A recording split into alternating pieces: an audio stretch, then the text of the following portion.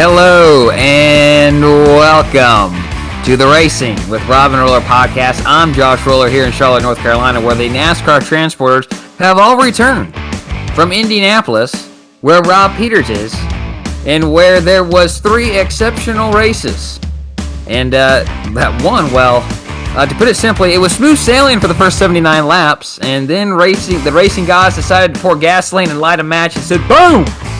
We're going to stir crazy up here." They said, hey, this race here, that's a nice race you got here. What happens if we add a little dash of chaos? Yeah, chaos. That's Eris, the Greek goddess of chaos, decided to show up. That's what happened. She was in the stands.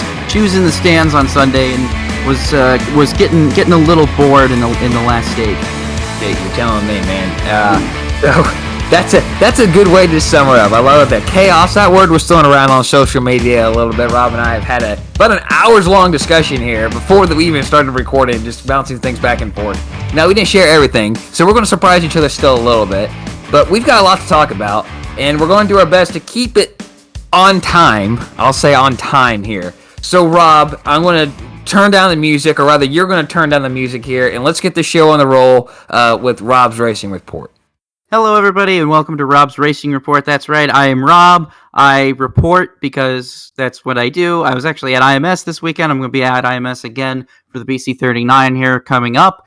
I'm really excited for that, and I'm going to read you the most recent news of the motorsports world. So starting off with Formula E, because we have the Formula E Championship race over the weekend. We're going to talk about that later on in the show. But starting off with some Formula E news, and this is the ironic part, because these guys literally won the championship, the drivers and the team's championship in Formula E, and they're pulling out of competition ahead of the Gen 3 regulations and introduction. So, and that's going to be Mercedes. The Mercedes team, which literally got into Formula E just a few years ago, has already announced that they are expected to pull out of Formula E competition ahead of the Gen 3 car and that new regulations instruction. So this is very, very interesting news that we're going to see, and very disappointing because this week, most recent weekend's races were actually also the final Formula E events for Audi and for BMW, and at least for the distant future, the near future, excuse me. So some troubling times in Formula E with a lot of constructors pulling out, but there are still some good ones out there. So hopefully that series doesn't have any issues with that, and maybe some customer teams can pick up the slack there. Moving on into an IndyCar, how about this? So this is interesting. Rick Ware Racing. Rick Ware, he is looking to have a larger involvement in IndyCar with Dale Coyne Racing, and he told Racer this. His intentions are to, in a way, duplicate what Roger Penske does from a marketing standpoint, being able to tell partners that you can be on a car at Indianapolis and Daytona amongst other races, which is pretty smart. And like we discussed last week, Rick Ware is discussing selling his charters in NASCAR, making bank off of those, and then hoping to, field a 1 or 2 car entry next year, and just focus on the one, and then really take most of that money that he made and put it into an IndyCar program with Dale Coyne. Honestly, that might be the best thing for Coyne, because Dale Coyne's always struggled with, attracting sponsors, and, Dale Coyne is... this is the same guy who hired Francesco Draconi, so, that tells you all you need to know. But that's very interesting. We'll see what happens there. Not a bad smart... I guess I criticize Rick Ware, but I guess we're all just seeing his master plan play out. I guess we just have to trust the process. He's a trust the process kind of guy. Didn't exactly work for the Sixers, but I'm sure that Rick Ware will make it work. How about this? More IndyCar news. This is interesting. Silly season dominoes. Silly season dominoes. Absolutely. Motorsport.com learned that Simon Pagenaud will depart Team Penske at the end of the season, and a possible landing spot for him will be Meyer-Shank Racing. But Michael Shank says a deal is not done. However, Pagenaud is considered a top 5 candidate, which, again, I think we listed a lot of hot free agents for the IndyCar rides next year, Pagenaud being now one of them, as well as Hunter Ray, Hinchcliffe, maybe even Tony Kanaan if he can get the sponsorship, if he wants to do another full season. I'm sure he could. I'm not ruling it out, but it's probably less likely than the other three that I just mentioned.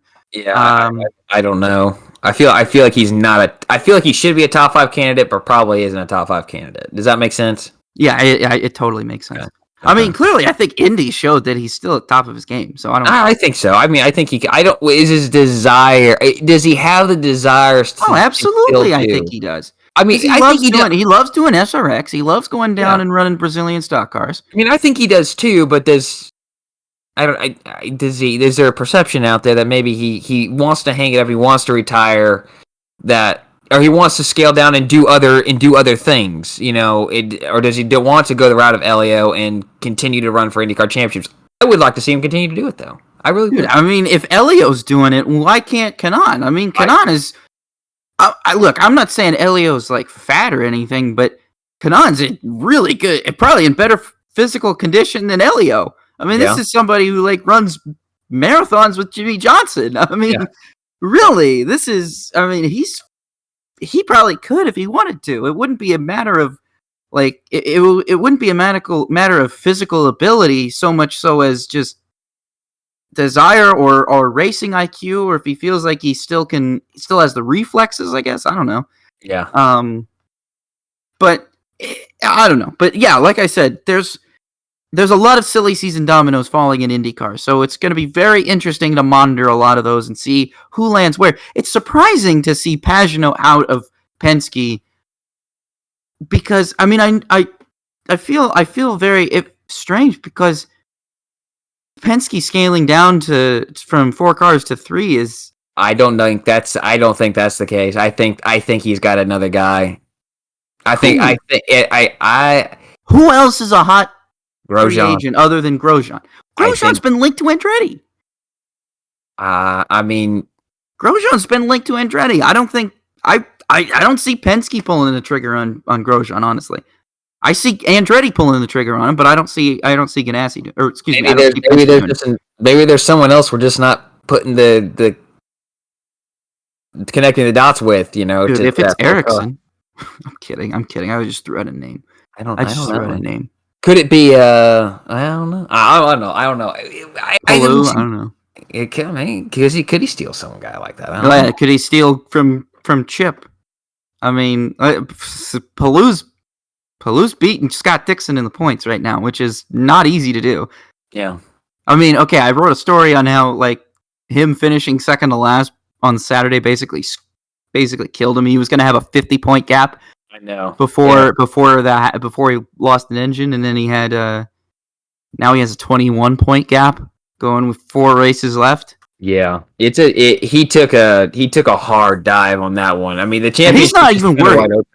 He's not even worried. I would. He straight up told NBC, "I don't care." Yeah. I had a bad day, and I still have the points lead. Great. I mean, that was literally his entire attitude towards that. Yeah, I don't know. I'm just looking over the list here of drivers. We should probably go on to the next point. Let's move on into some NASCAR news. Hey, some Jimmy Johnson news. Jimmy Johnson spoke with the Charlotte Observer. I don't know this name because I don't work in Charlotte. So Alex, I'm sorry, but this is your byline. Where Johnson told her, oh, it's a girl. Okay. I don't know why. I just saw Alex. And I thought it was a guy, but I don't know. That's really sexist. I'm sorry. I didn't mean that. I'm sorry, everybody. I'm sorry. I have to apologize for that. I don't know why I even said that on camera. I'm going to edit that out. Where Johnson told her that he would like to keep his race count to around 20 races per year. And if the right opportunity in NASCAR came around, he would be willing to race. He also mentioned that his phone is ringing with interested parties. Well, of course, he's Jimmy Johnson. Look, this dude's literally funding as an entire 4th car for Chip Ganassi with the Carvana money. Not like Johnson's not funding it out of pocket, but Johnson's marketability is. Yeah. You know what I mean? So yeah, of course, if Jimmy says, "Hey, I got the right opportunity to run a Cup race or an Xfinity race. Hey, who's calling?" And I would highest bidder, man. Well, he did say in the article too that like he wants he wishes that he could run a 5th car for Hendrick.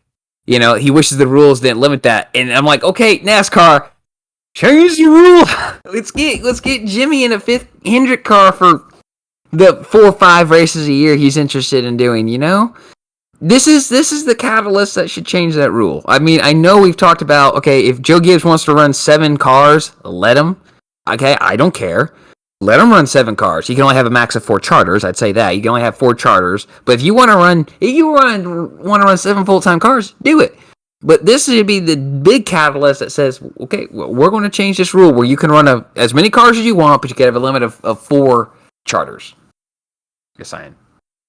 Be very interesting if one of those cars DNQ'd, those unchartered cars DNQ'd. But that'd just be good racing right there. I would like to see that because it would be one hell of a storyline. Mm-hmm. Believe me, when you're working in this biz and you're trying to find stuff to write about and you're trying to pitch stuff to editors, it's got to be juicy. I'll pitch a story and it'll be like, and I'll get a reaction of, yeah, you could do it. And I'm like, well, I'll pitch it to a race fan. And a race fan would probably be like, oh, hell yeah. And then you pitch it to the editor, and the editor's like, okay. Yeah. Like, I'm like... it's all about them clicks, man. It is all about them clicks. It's better to write for a racing publication. I'm sure if I was writing for a racing publication, I probably would have gotten the okay. Like, I legit wanted to do a big old story on Austin Cindric, and I pitched it because Cindric... And this was before the end of the race. Cindric finished like 9th, but at one point he was 30th. Yeah, he won the race. He won the race Saturday. And this was the first Cup race he finished, and his first Cup top 10. I was like, that's a story. That's a story. I was like, that's a story, and I kind of got this look of, yeah, you could. I was like, there were other stuff. There was other stuff to write about, which was okay, but I wanted to do that one. I won't lie, I'm a little disappointed you got an on that one. That's kind of sad. I'm sorry. I don't work for your publication, so I can say that. I know. I mean, it's I mean, I'm sure it's an okay story to do. Like, I could probably pitch it and do it like today. Yeah, I mean, that's what I was going to pitch as my sidebar. Yeah, that's what I was pitching as my sidebar, and that it changed to the curb exploding, which we'll talk about later. But yeah. More news here. Bob Pockrass has linked Front Row Motorsports and 2311 Racing as a potential merger or charter deal. When he asked Denny Hamlin about it, Hamlin replied, quote, "I don't have any deals with anyone right now." And Kurt Busch has just a few more puzzle pieces to put into place before an announcement where he will be racing in 2022 comes. He is still believed to be the front runner for the second 2311 racing car. Pockrass also reports that a deal between Eric Jones and Richard Petty Motorsports for Jones to return in 2022 is close to being finalized. Good to hear that. Very interesting. Bob Pockrass posted a video of him talking with McDowell. I think it was on Sunday morning before the race. After the race, but it was before. But the interview happened before the race. I think if any deal was going to be done, I think they would probably lease the 38 charter and just run McDowell next year, because let's be honest, McDowell's the only one that's getting any kind of results. I know I crap on McDowell, and I'm going to probably crap on him later, but you can't deny that everybody who's been in the 38 pretty much since like Landon Castle has just been garbage. I still can't believe the 2311 can't muster up enough money to get a Rick Ware racing charter. Oh, I'm sure they could. That's the thing. It depends how much other people are willing to pay Rick Ware. Yeah, but I just don't. Is the bidding war that high that Michael Jordan and Denny Hamlin can't afford that? Again, this could be why Rick Ware is like, yeah, I could start an IndyCar program and do really well.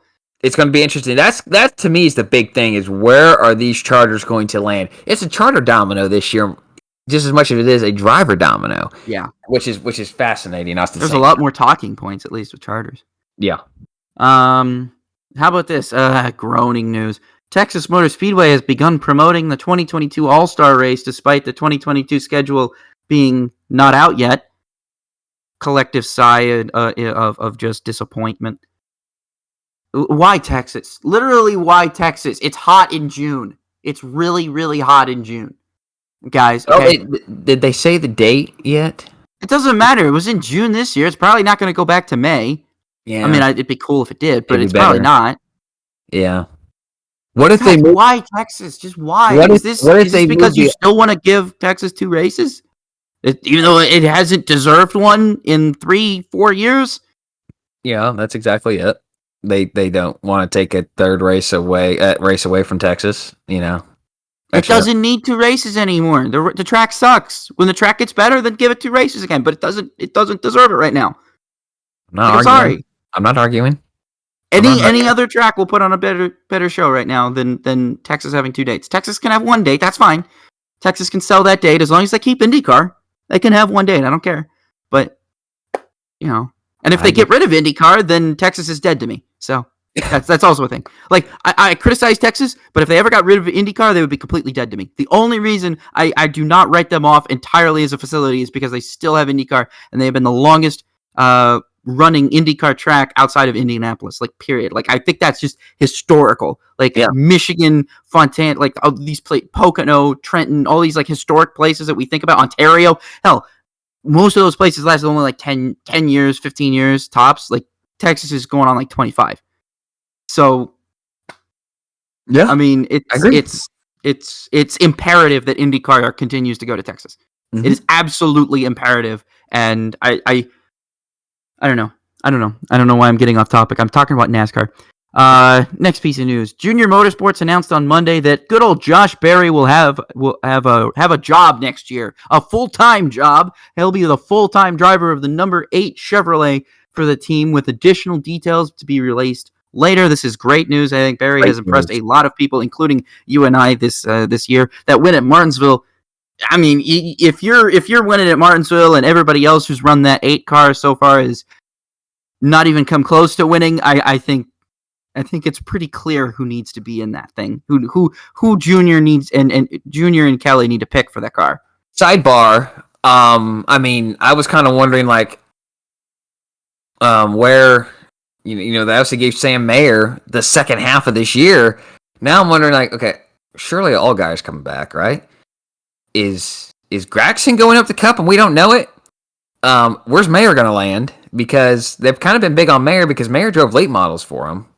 Where's this guy going? Is GMS going back to the Xfinity Series? Surely Sam Mayer's not going GMS racing the Cup. Is that where Gragson's going? So this move here, well, it's great for Berry, and I'm happy for Berry, but it also leaves some questions like, who is going to be driving for Junior Motorsports next year? Who's going to be in the 1? Who's going to be in the? Surely all guys are going to be in the 7. I think he's going to be in the 7. I think even though it hasn't been announced that he's coming back, I'm surely that's where he's going to be. And who's going to be in the 9? So there's some questions with this too, and that kind of excites me as well. Yeah, definitely going to be an interest. More silly season dominoes are falling all over the place. Not just in IndyCar, but now not just in Cup either. But we've also now gone down to silly season dominoes in the Xfinity Series that we are waiting to see. I love this. I absolutely love this. Silly season is the greatest time to be a race fan. I swear. Final piece of news here before we move on. Bubba Wallace will make his first Xfinity start since 2017 for Hattori Racing Enterprises on Saturday at Michigan. That's big news for Bubba.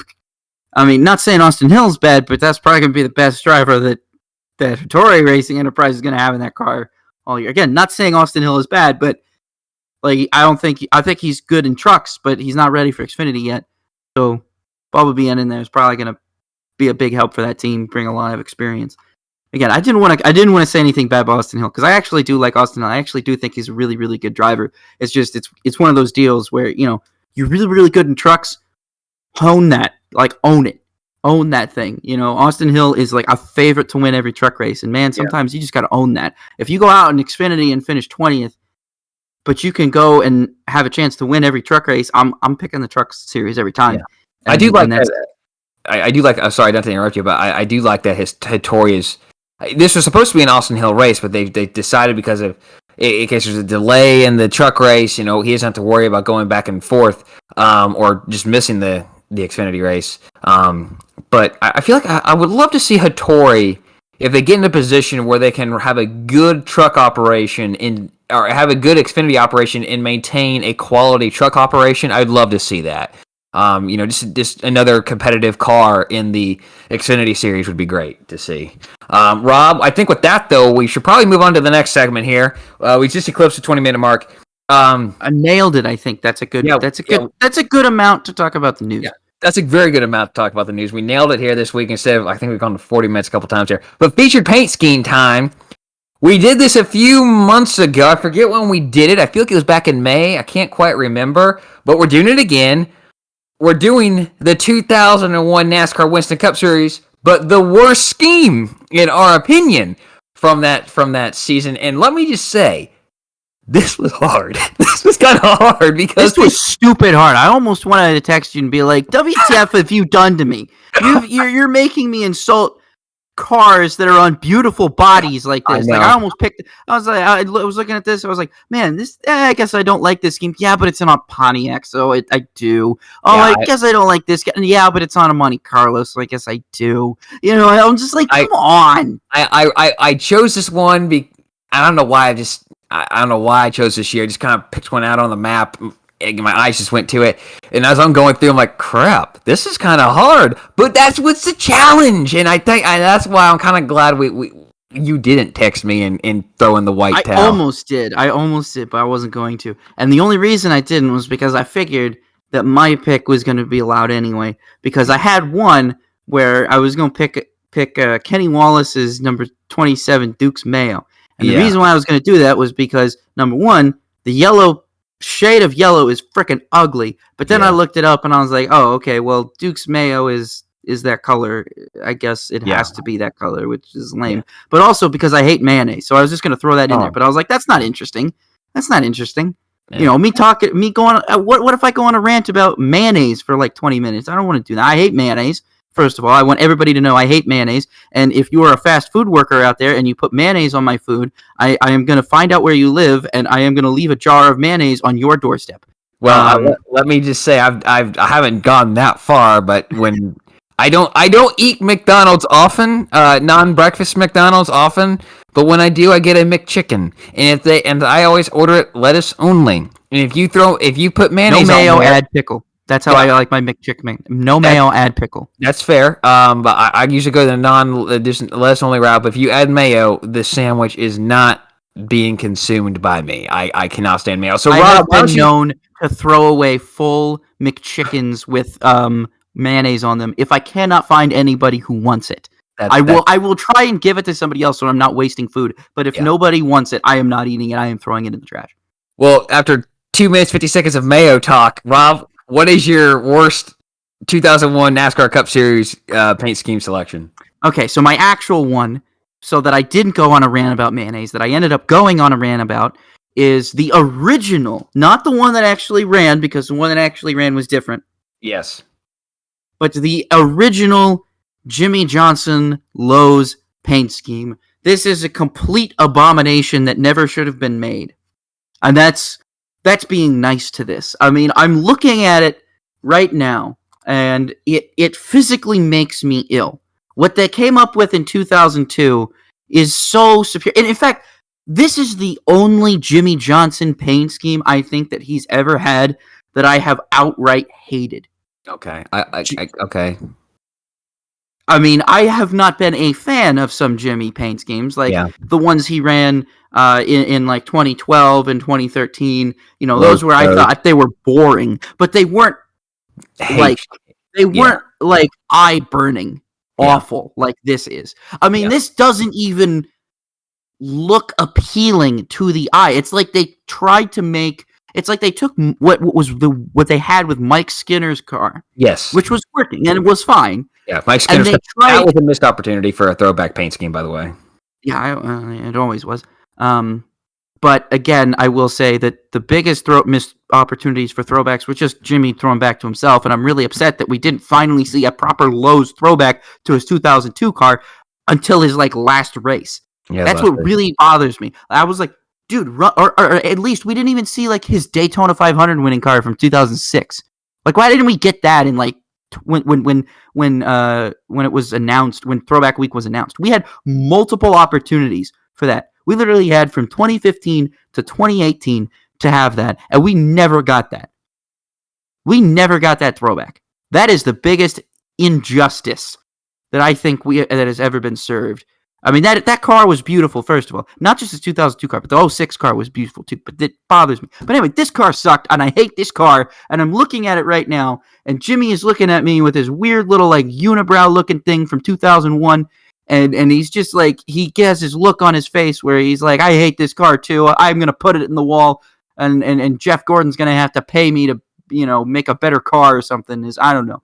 It's just a bad car. It's just the red 48 on the yellow background with these weird stripes. The colors just clash. The colors are just clashing. They don't look good together.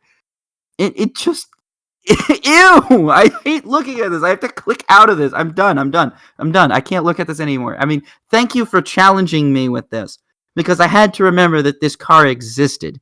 And you know what? It's really, really unfortunate that 9/11 happened, but the power of Pride scheme saved us from this atrocity. So somewhere, or somebody said, we're not running that, or somebody said, hey, or maybe it was the perfect opportunity.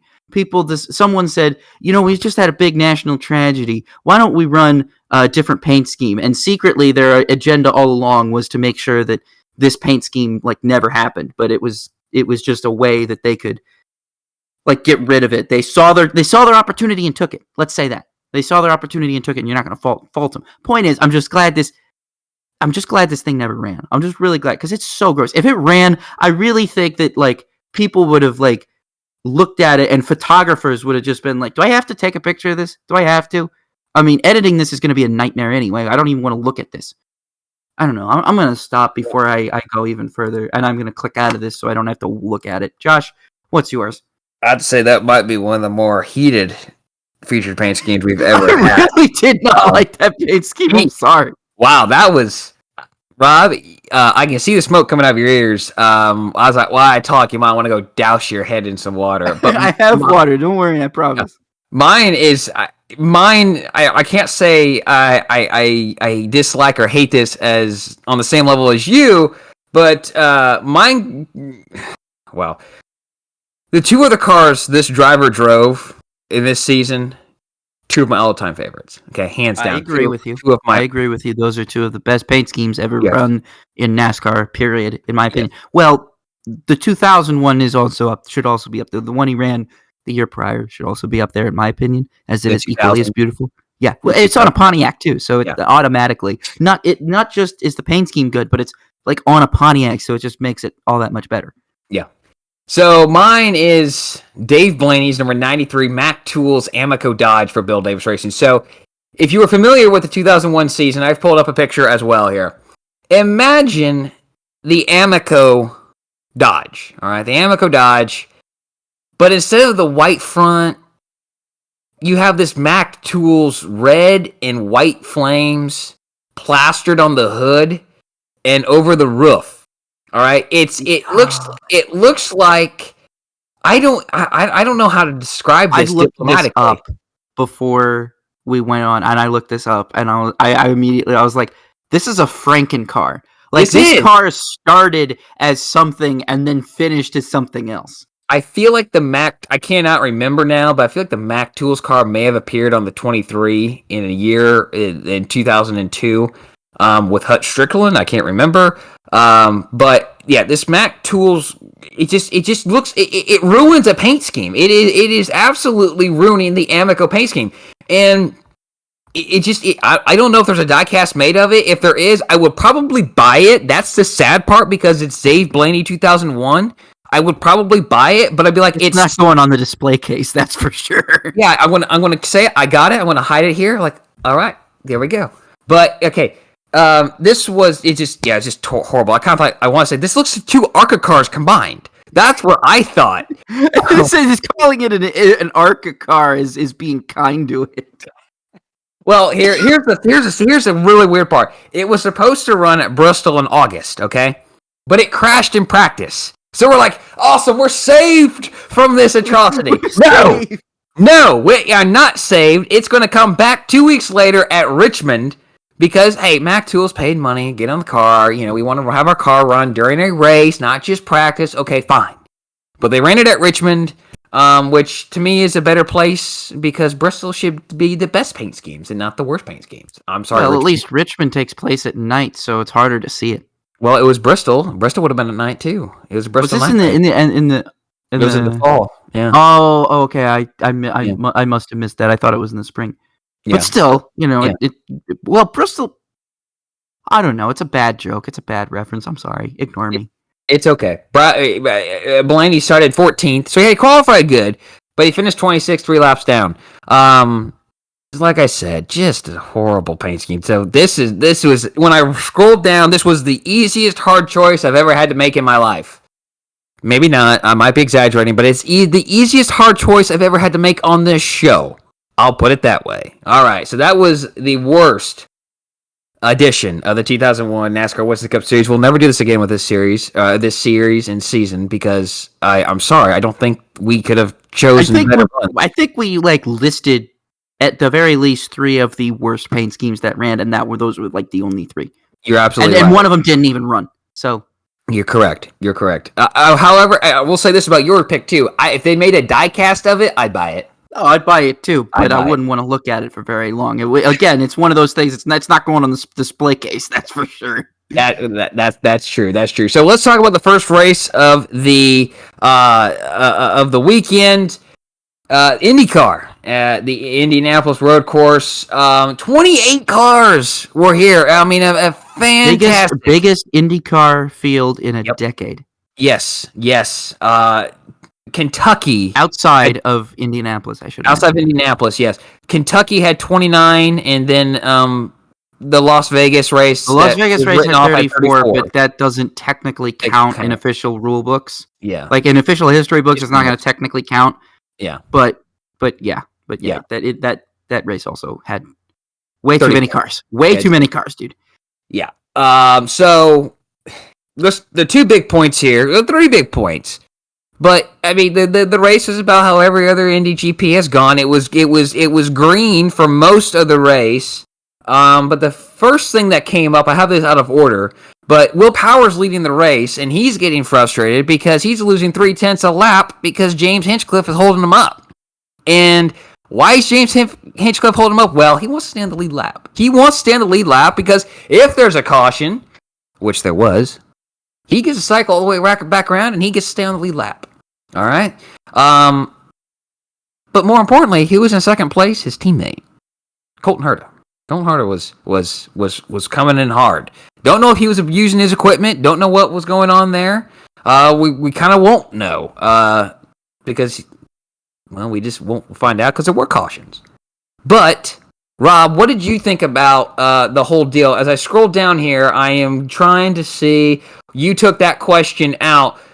What did you think about Will Power's comments after the race that he kind of said, under caution, we should just give these drivers a lap back? So basically referred to NASCAR giving the wave around rule. Do you think that IndyCar should adopt something like that to try to prevent a little bit of this kind of play that Hinchcliffe was doing? I think on road courses, absolutely, they should be giving wave arounds. I mean, there's no reason not to do it on a road course at this point. I mean, Formula One kind of does it to a point. Not in the same sense, but I mean, they allow lap down cars to go around and get their lap back and everything, under a safety car. Under safety car. But I mean, I actually honestly, there's a lot of things that IndyCar should probably change. There's a lot of, for all the criticism NASCAR gets, there's a lot of new ideas that they have put forth that have been very beneficial to the racing product. Yeah. I think, the wave around, the lucky dog rule, those were very beneficial to the racing product. I think because it added an extra element and it play. It is shown on multiple occasions that it can save certain teams' races. And I don't think, if you have something go wrong in the first 25% of a race, I don't think you should be screwed over by that. I think you should have an opportunity to make your way back.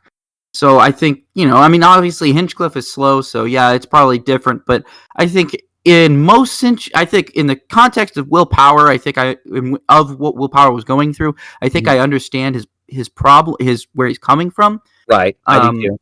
But I think outside of that, I think it's just a good rule in general. Maybe not so much on ovals because it's not a huge problem on ovals, and lap down cars on ovals are very seldom in the race anyway, unless they had a pit road penalty or unless they had something going on. Like if they're lap down because of crash damage, if they lap down due to a mechanical problem, they're probably not going to come back and win the race anyway.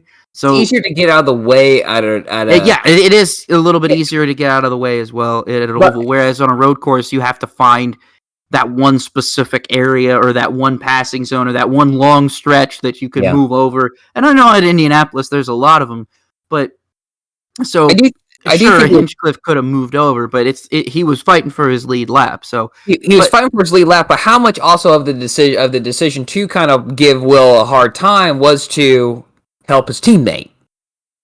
You're not gonna stop that. I don't care what Will thinks is you're not gonna stop that ever. And I'm sure Will's been in that position before, where he's either been in Colton's position or Hinchcliffe's position. I can't think of it off the top of my head, but I'm sure he has been in that. Because ultimately, you wanna secure the best overall position for your team, and you want to be a good teammate, especially if you're fighting for a ride like Hinchcliffe is. Right. Hinchcliffe is trying to prove himself to Andretti right now. And to be honest with you, I don't think it's going very well with another very kind of mediocre to poor performance and just in general being slow. And it was even in qualifying. I mean, he was slow. Like this was not the first time this weekend that Hinchcliffe was under fire. Like Newgarden during qualifying, Newgarden said something about Hinchcliffe being slow. Yeah, and Newgarden basically was almost criticizing Hinchcliffe of ruining his lap because this is not necessarily because Newgarden.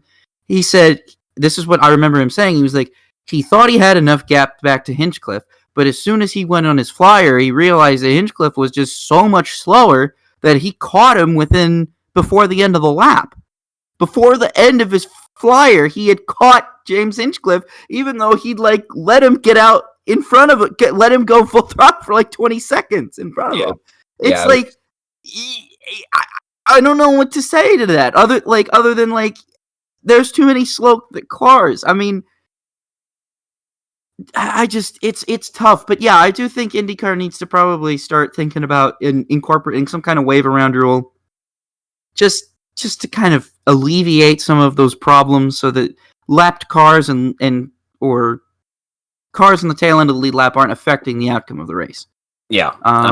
That's not something that I think you want to do. And most people who have ever been lapped will always say they don't want to be the reason. They don't want to affect the outcome of the race. You don't want to be that. That's not the reason you want to be in the highlight reel. Yeah. You literally want to avoid that at all costs when you're going a lap down. So if Will is accusing Hinch of doing that, I think that's a bit far-fetched. And I don't necessarily agree with his accusations, but I can agree to a point about it that with his comments and saying that IndyCar should probably think about adopting a lucky dog rule or a wave around at the very least. Yeah. The second big thing was Alex Palou has engine expire. Thought that the issue had been solved. He had a engine mapping. He couldn't get out of the third mode, or however it was described.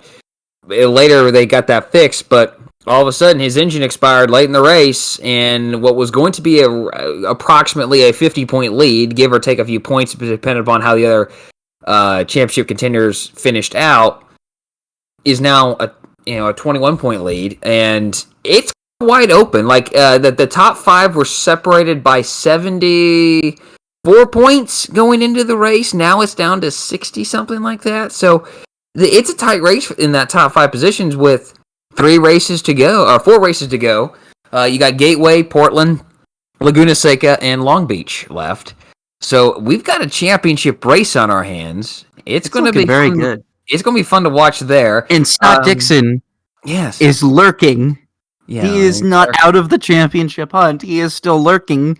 He could make a late season I mean, literally, I think 4 races given what is Dixon like 50 some points out, maybe 50 or 60 points out, I think, maybe. Let me look it up here on Racing Reference. Let me pull it up. But I'm not even ruling that out because look, Palou and Award have been having really good seasons.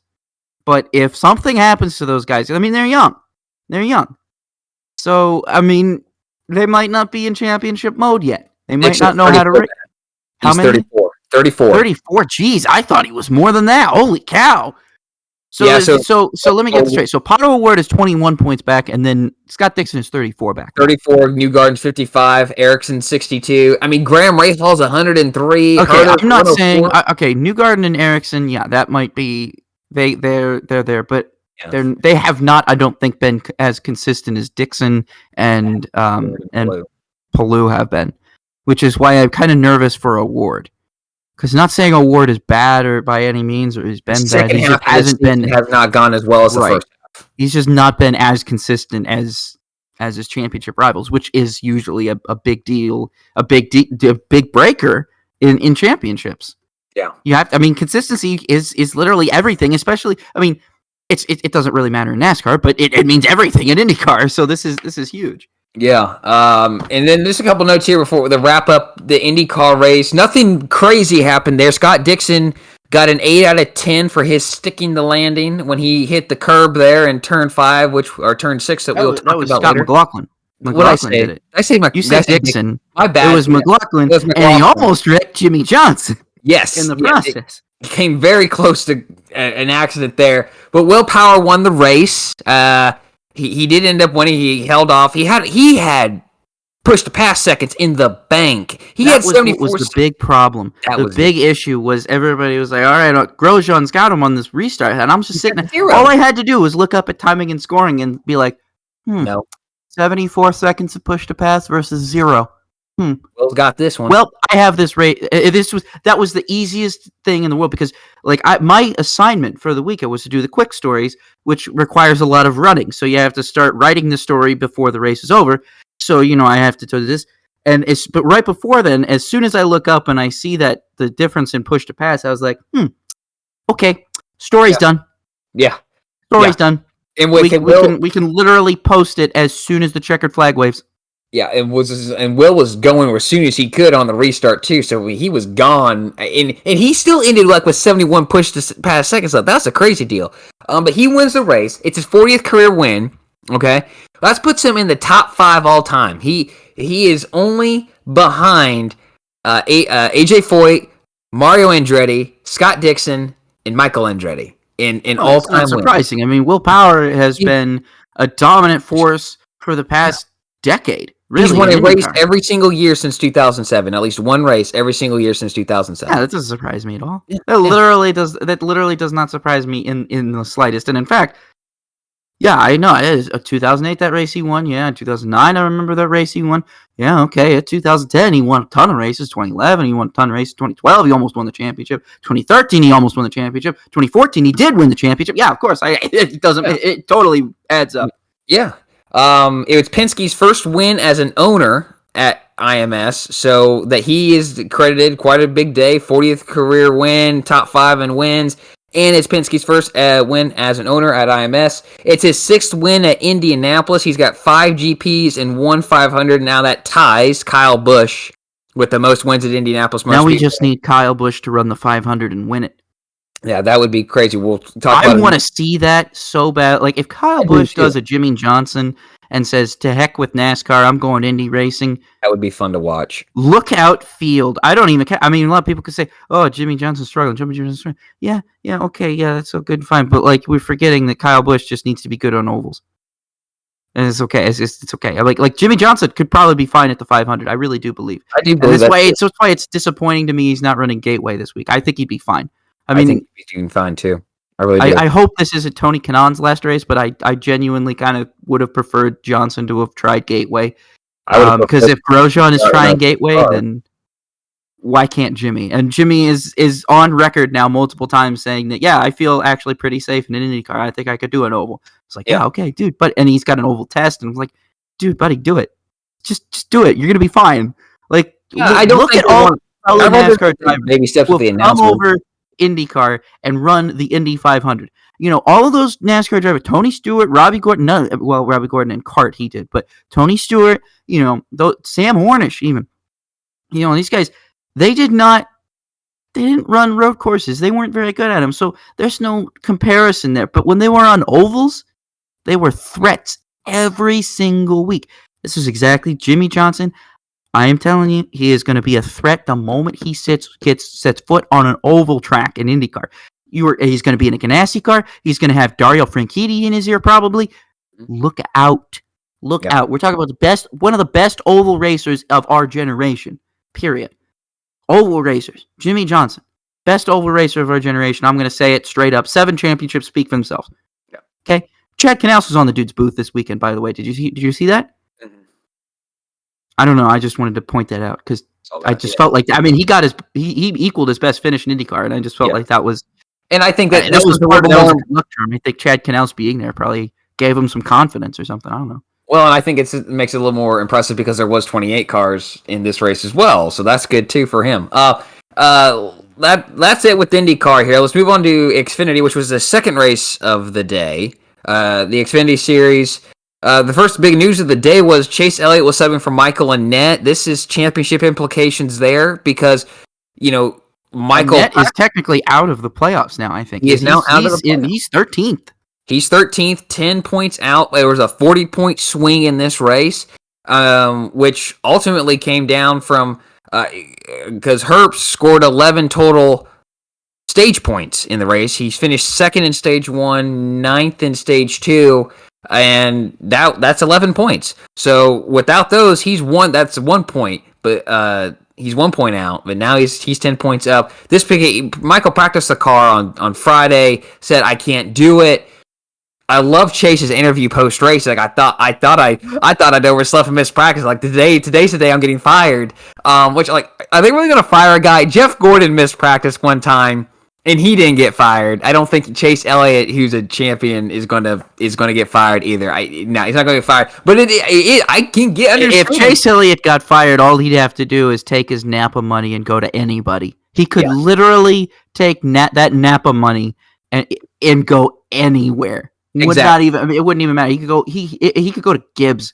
They'd fire somebody for him. I guarantee you. They'd literally look at like Christopher Bell or Martin Truex. Just be bye, have fun. You're right. We're putting Chase in your car. I'm not saying you're wrong. You're probably right. But Chase was had a great response to that. But yeah, Michael Annett, he's out now. I feel bad for Michael because I wish this was solved for him. But the thing that is kind of, I'm going to put a pin on this one was like, it was so bad that he didn't feel like he could even just get in the car for one lap, start the race, climb out, and then let Chase in to get the points because I thought if they do that, Chase can at least finish top 15, and that's 20 points. That's 20 points that he can have. Yeah, he didn't earn it, but NASCAR rules. You start whoever starts the race, who starts the race, huh? He finished third in the race, didn't he? Chase Elliott? He finished fourth. Fourth? Okay. Finished fourth. Now, okay, if you don't know how the race plays out, he started 23rd or 25th, and if you pit on lap 1, you're all the way to the back of the race. You don't know how cautions go. You don't know how the restarts go. So, I was just kind of trying to be conservative on my estimate on where he would finish. But that's 20 points you could have, and instead of being 10 points out, you're 20 points in type of deal, right? So just that's how bad it was for Michael. AJ got off to a horrible start. We're going to talk about him later. Missed 2 corners, very uncharacteristic. I thought that was kind of crazy. But one of the bigger deals was on lap 1, the turtles in the curb. We're going to talk a lot of turtles and curbs today. If you haven't already noticed the title of this episode, we're definitely talking about them. But that first one, that was on the exit of turn 6, the kink there on the back stretch. It separated the grass from the, quote, racing surface, was put there to discourage, so 2 reasons. One of the reasons was to keep drivers off the grass. I'm like, well, why would the drivers want to drive through the grass, right? That's an asinine reason to give. The other one was to keep drivers off the Chase Briscoe later in the Cup race drove through the grass trying to win the race. So he did. I don't know. Well, that was With no track limits allowed in NASCAR, I think they take the grass if it gives them enough grip. Well, I guess, but that would also lengthen the course, and in that instance, Chase Briscoe made the course shorter. I don't know. But the other reason was to keep drivers off the older asphalt. Like, they're using it anyways. But what does it matter? So both the reasons that were given were just piss poor. They weren't good. They were not good reasons to put that little curb there, because I was watching this race, and the start of the race, it's looking down the Holman Straight there, and all of a sudden you see these cars bobbing up and down. Like, what's going on back there? And all these cars are damaged. Like, they hit something. What's going on? Did they nosedive in the grass? No, there's that little curb there.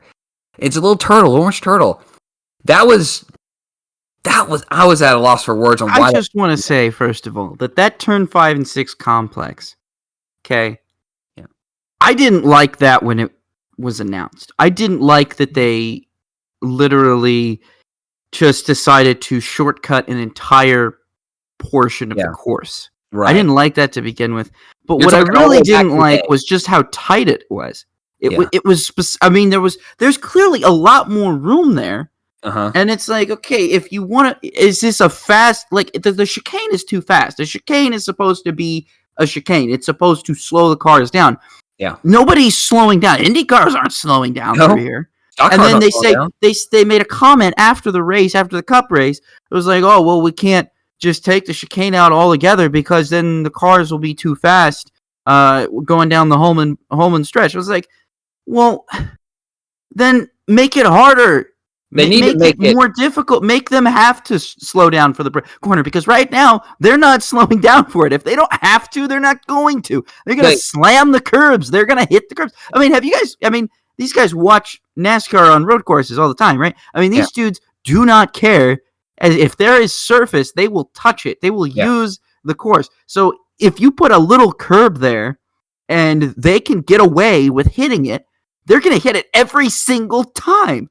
Unless you tell them not to, unless you penalize it, unless you say, hey, stay off the curb, stay off the curb, stay off the curb. Self-policing one where you hit it and it destroys your front end. That was the thing. Like, I thought for the while, like in IndyCar, usually it's self-policing.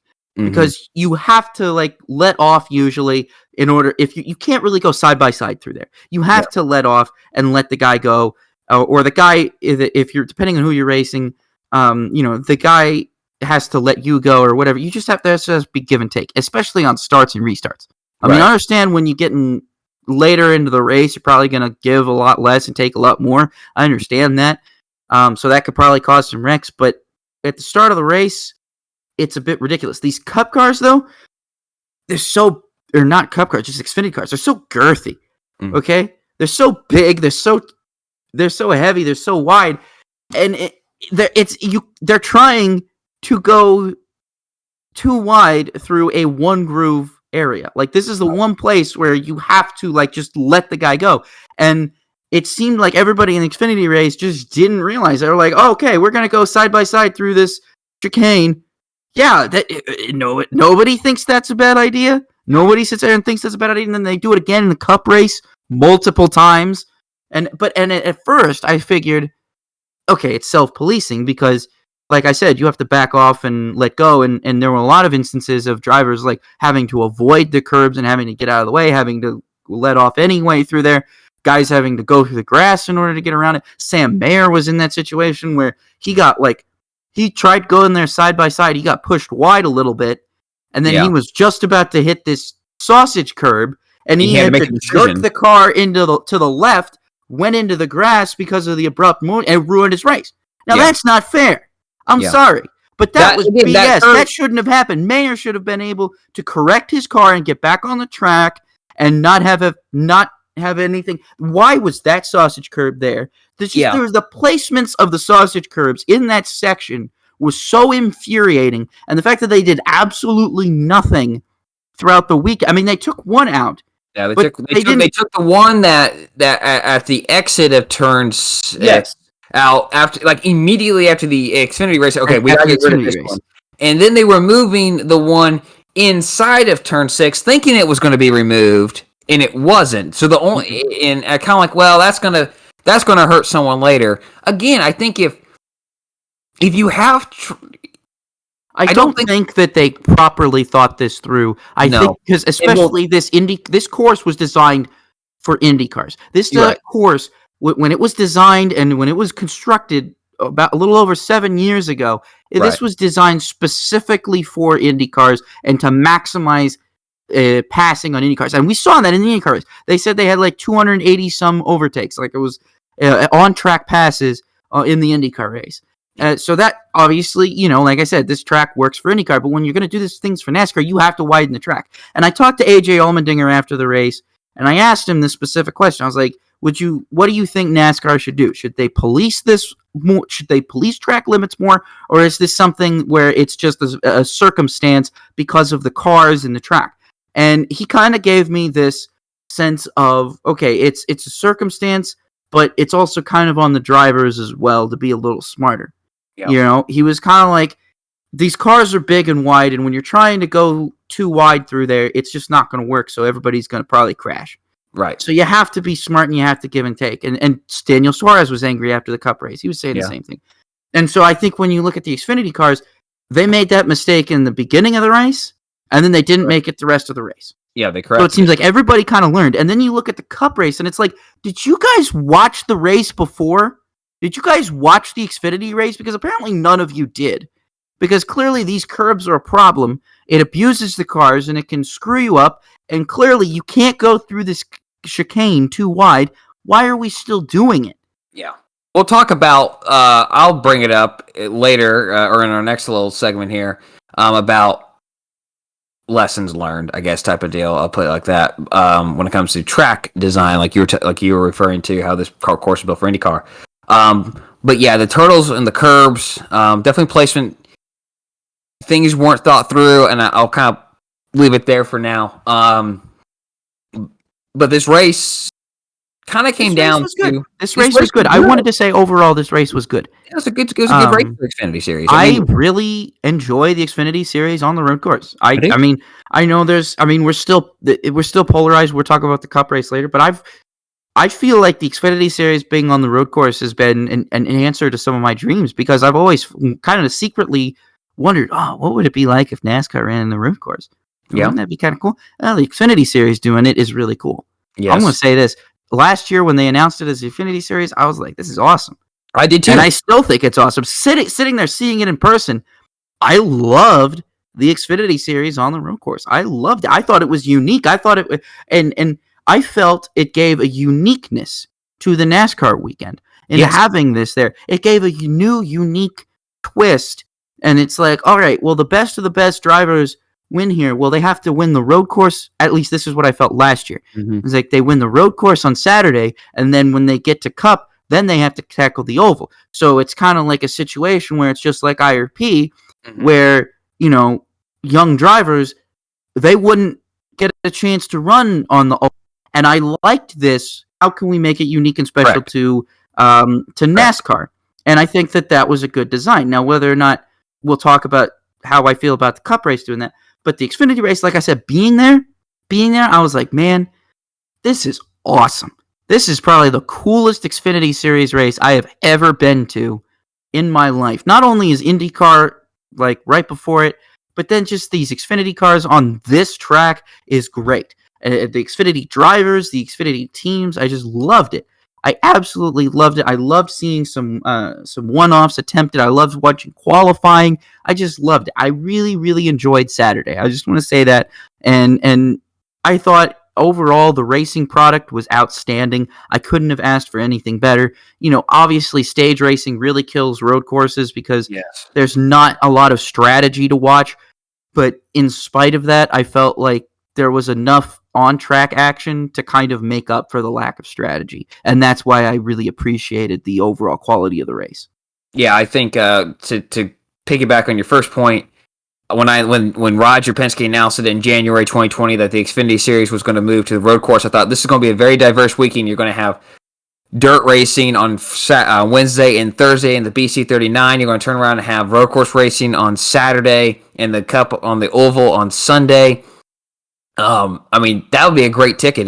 Camping out there. That's a great weekend ticket. Great diversity of Everybody drivers. gets some kind of satisfaction out of Yeah, that because you absolutely. appeal to the road racing fans, and then you do appeal to the traditionalists who would prefer to see the Brickyard on the oval. Absolutely. And then to your second point, now I'm blanking. What was your second point? What you mean? Oh, just my second point was that this track was really good for the Xfinity Series. Yeah, the Xfinity Series. Yeah, now I know what I was going to say. Yeah, the Xfinity Series there just feels right on the road course because I've never liked if they were ever going to have it at that track, it should have been on the road course to begin with. Absolutely, and I just moving it to the road course gave better meaning to what it meant to be in the Brickyard 400 on the oval because you had to be at the top. If you were going to race at Indianapolis Motor Speedway in a stock car, you had to be at the top echelon of stock cars. That's Cup Series. When they moved there in 2012, okay, great. Now you can kind of be an okay ARCA driver and race there, and that took away what it meant to win the Brickyard. I felt that was part of what hurt the Brickyard 400 was that it was devalued. I understand your point to that, but I also take issue with it because based on that logic, then the Freedom 100 devalued the 500. But I think I see where you're going with there. But to me, I separate that with open wheel and stock cars. I don't. I see the Indy Lights as the Xfinity Series in some cases, not necessarily as a developmental league, but as a place where people can go for a cheaper alternative to the big stuff, and a place for young people to prove their talents and old veterans to come down. Now, obviously, there's no old veterans in Indy Lights. There used to be. There actually used to be. Fun fact: there actually used to be old veterans in Indy Lights. When it started out as Infinity Pro, you used to actually get some old IRL vets that would run the Infinity Pro races, but it's not like that anymore. But my point is, but the Xfinity Series can be like that too. But yeah, I didn't really separate the two. I felt like, okay, well, the Freedom 100 doesn't devalue the 500, so I didn't see any reason why the Indiana 250, as it was called back then, should devalue the Brickyard any different. Obviously, I think moving the Xfinity race to the road course revalued the Brickyard on the oval, but that's different. You can continue talking. I'm sorry. I just wanted to play devil's advocate a little bit there. And that's fine, and I understand your point. I just separate the two, and I view them differently. I view I guess the Freedom 100 and the Indy Lights race I feel is more of a stepping stone. The Xfinity Series race I felt was more of a business move, and it was in doing that it wasn't for the better. You could argue that the Freedom 100 was equally a business move because it was created exclusively to boost attendance at Carb Day. But I liked it where, I know we could go back and forth on this one, but I'll hold my opinion that I felt like the Indiana 250 devalued the Brickyard 400 in that moving the Indiana 250 to a 150 race on the road course didn't revalue it completely because there's damage that was done, but it revalued what it meant to win at Indy on the oval in a stock car. Let's put it that way. Okay, that I can agree with. Yeah, so Austin, to button this up, Austin Cindric wins this race. Great for him. He got his redemption, and he was happy. I have never heard somebody sing "Back Home Again" in Indiana after the race. I love that. MNC didn't know what to do. Like, do we play this right now? Do we? Okay. My favorite thing, though, is just how important that win was to Austin Cindric, because he talked about it in the press conference, and he was very much like, dude, this is everything. This is a dream. I mean, not just for Allmendinger. Allmendinger winning the Cup race was a dream for him. But then, spoiler alert. Sorry about that. But that you basically with Cindric and Allmendinger, I just felt like two people's dreams came true. Yeah, I mean, Indianapolis and Ohio are Austin Cindric's two big tracks. He wants. You are never going to take away. Like, Austin Cindric is going to, for the rest of his life, realize that as a child he came and watched the 500 for years and years and years, and he has now, as an adult, won at this track that means like literally so much to him, so much to his dad. It's huge. It's stuff that makes you feel good for somebody. And I talked to Austin Cindric, so before the race, and I got this vibe from this. Is the first time I'd ever talked to this guy, and I just got this very nice, down to earth vibe. Like this is somebody who's aware of everything that he has, but does what he can to, to use it to the best of his abilities. And use the positions that he's in to do good. Yeah. And he was just so nice and so kind, and he's great. So I'm just talking nice about Cindric, but also I applaud his driving style because, like I said, 3 years ago I never would have thought that this would have ever been possible out of him. And and now the strides he's made in such a short amount of time, to the point where like he's going to take over that Cup ride, and man, if he's not Rookie of the Year next year, and if he's not a champion by the end of the decade, I'm going to be surprised. Yeah, because he's that good. He's really good right now. He's one of those drivers. Side note, before we move into the Cup Series, I want to see him run the 500 one day. I want to see him run the 500 one day. I think he should get an opportunity. He should definitely be given an opportunity because he got his start in road racing in USF 2000. Yep. And so it's not like he's a stranger to open wheel racing. He's not like he's a stranger to going fast in an open wheel car. I think he should be given an opportunity, definitely, because I think he's somebody who very well could be as diverse, as diverse of a driver as a Kyle Larson or as a Chase Briscoe or as a Tony Stewart or something. I would even say, I mean, I'm not going to say now, but he is now, but I think that in the future, I think he could very well be someone that's compared to a Tony Stewart. Yeah, I would agree. I can't disagree with that one. Let's move on to the Cup Series. I'm going to set the tone right here. We talked about how it felt right that the Xfinity Series was on the road course. I'm going to set the tone right here. And even though I want to say that the Cup race, even though even to the point of the chaos that ensued in the final laps of that race, this was a good race. But I felt like it went from the Cup Series at Indianapolis going to a game at Wrigley Field watching the Chicago Cubs to going to Wrigley Field and watching the Chicago Dogs play. And if you don't know what the Chicago Dogs are, it's a minor league team out of Chicago somewhere. I don't know where they play. But that's what I felt like I was watching. Like we were watching the Xfinity race on Saturday, and then last year on the road course, last 4th of July. It's like, okay, I can dig this. This is cool. This is fun. It just felt weird. It felt weird watching these Cup stock cars run around on the road course, and that's not. And again, the race that was put on. I want to say one thing before you go into that. Go ahead. I think, while I agree with you, I think it did feel weird. I noted this on Twitter, and I don't think anybody caught it because it was a reply to somebody, but I wanted to make a note here, is that all weekend it felt weirdly nostalgic, and I couldn't quite put my finger on why.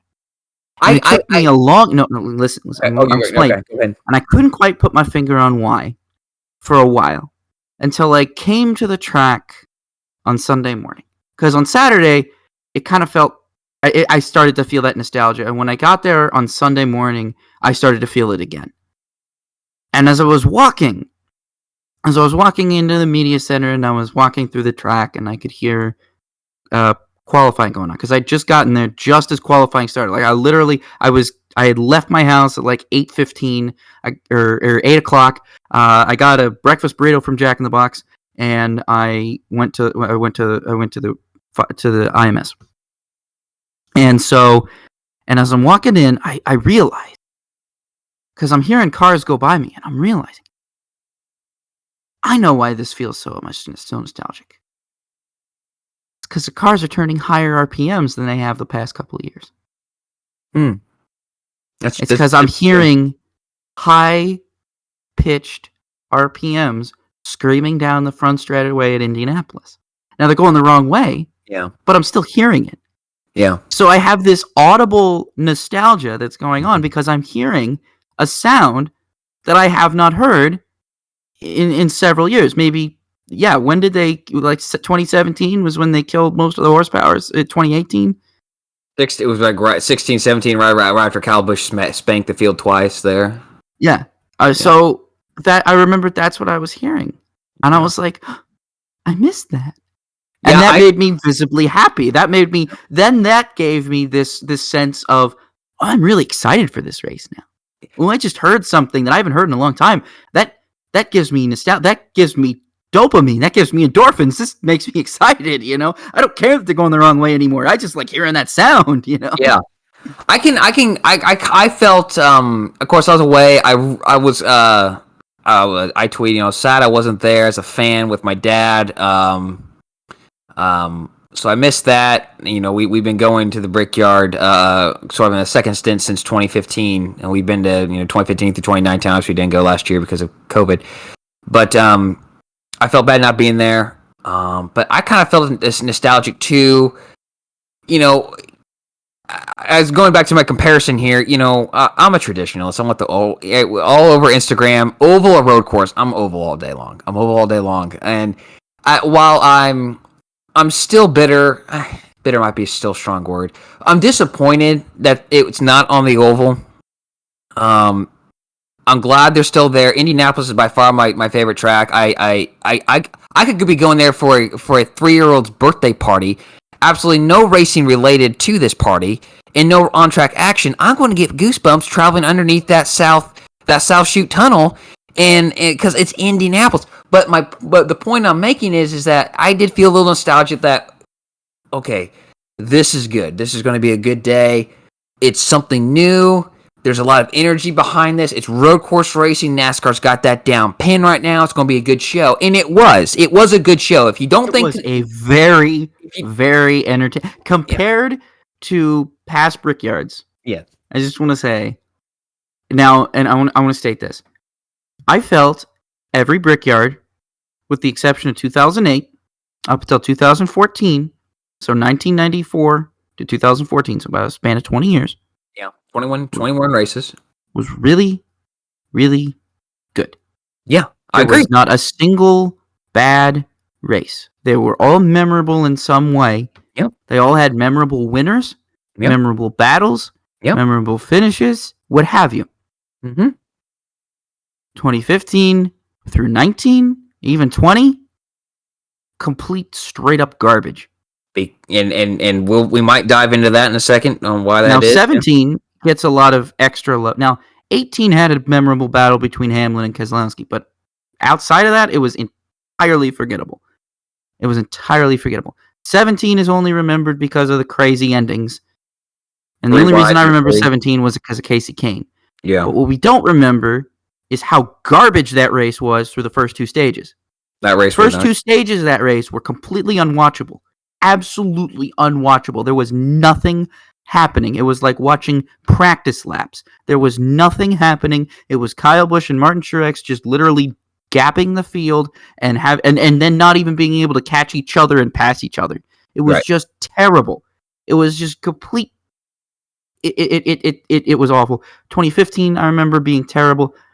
16, I don't even remember outside of it being Tony Stewart and Jeff Gordon's last time together or whatever. Yeah, that was the ending. That after the fact, I totally would forget Kyle Busch even won the race if you hadn't told me. It was just so bad. But this I'm gonna remember, and unfortunately for the wrong reasons. But I'm also gonna remember just genuinely how good the first two stages were. Yeah. I mean, those were really good. I mean, even might not have had a lot of interesting pit strategy. Well, Brad Keselowski did the strangest thing. Yeah. Keselowski had a very bold strategy. I don't know what they were trying. They're trying something. And this is what perplexed me is because the fuel window was 30 laps. So the first two stages were 35. So Keselowski could have theoretically done the first two stages on one stop, which is what most people were doing. Most people were doing the first two stages on one stop, maybe two if they were on an alternate strategy. You know what I mean? But Keselowski was legit, I swear, somehow trying to do the first two stages on no stops, which to me just seemed ridiculously stupid. Because when he takes the green flag for stage 2, he's a sitting duck compared to everybody who has pitted in that first stage. Yeah, I that was a crazy one there. And And he ended up wrecking the car because the tires were no crap, because just because you could go 30 laps on a tank of fuel doesn't mean the tires can go 30 laps. Absolutely not. So yeah, the first two the first set, this race was scheduled for 82 laps, right? 80. We ran 92. It went 95. Went 95. Oh my god, it really went 95. It went 95 laps. Rob's so scared he's coughing. You all right over there, Rob? I started laughing because I didn't realize it went longer than what I thought it had. When you told me it went longer, I was like, "Are you kidding me?" It already felt too long. Yeah, it went very long there. But so the first 79 laps were calm. The first 78 laps were calm because on 79, the curbs just had enough. They said screw it, and this is when what Greek god decided to throw stuff. Eris, the goddess of chaos. Okay, yes, it was a Greek goddess of chaos was Eris. Okay, Eris said, We're throwing fire on this. We're going to screw it up, and Kyle Larson's not going to win this race by 5 seconds. Yes. I by the way, I want to state, I tweeted about this, but I had a whole by the time the final pit stops had finished cycling. Because keep in mind, I'm doing the quick stories that are supposed to be posted right after the race. Right. So I have 400 words written on a Kyle Larson victory. That also includes important pieces about playoff standings, points battles, other important news of notes, and it's all ready. And I'm thinking, all right, Larson, he was gapping Elliott by almost a 2 or 3 tenths a lap. It was, exactly. You're doing. It just threw everything up as soon as that caution came out, because I think it was a 53 car. The 53 Rick Ware car, I can't remember who was in that car. It changes every weekend. But the 53 car hit that curb. Yeah. And it ripped the splitter out from underneath it. And they showed it. And I knew that someone's splitter had gotten underneath it in the Xfinity race the day before. Yeah. I remembered that. I remembered specifically that someone's splitter had literally gotten stuck under there. Yeah. So now it happens again.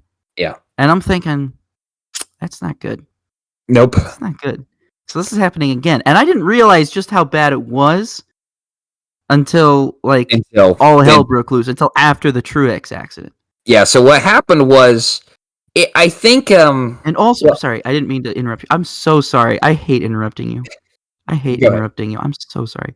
But also, what I was interested, because this was before that incident, but the reason why that incident was significant to me when the 53 car lost their splitter was because during the first 2 stage breaks, because keep in mind, up in the media center, we get the wild feed, so we don't get commercials up there.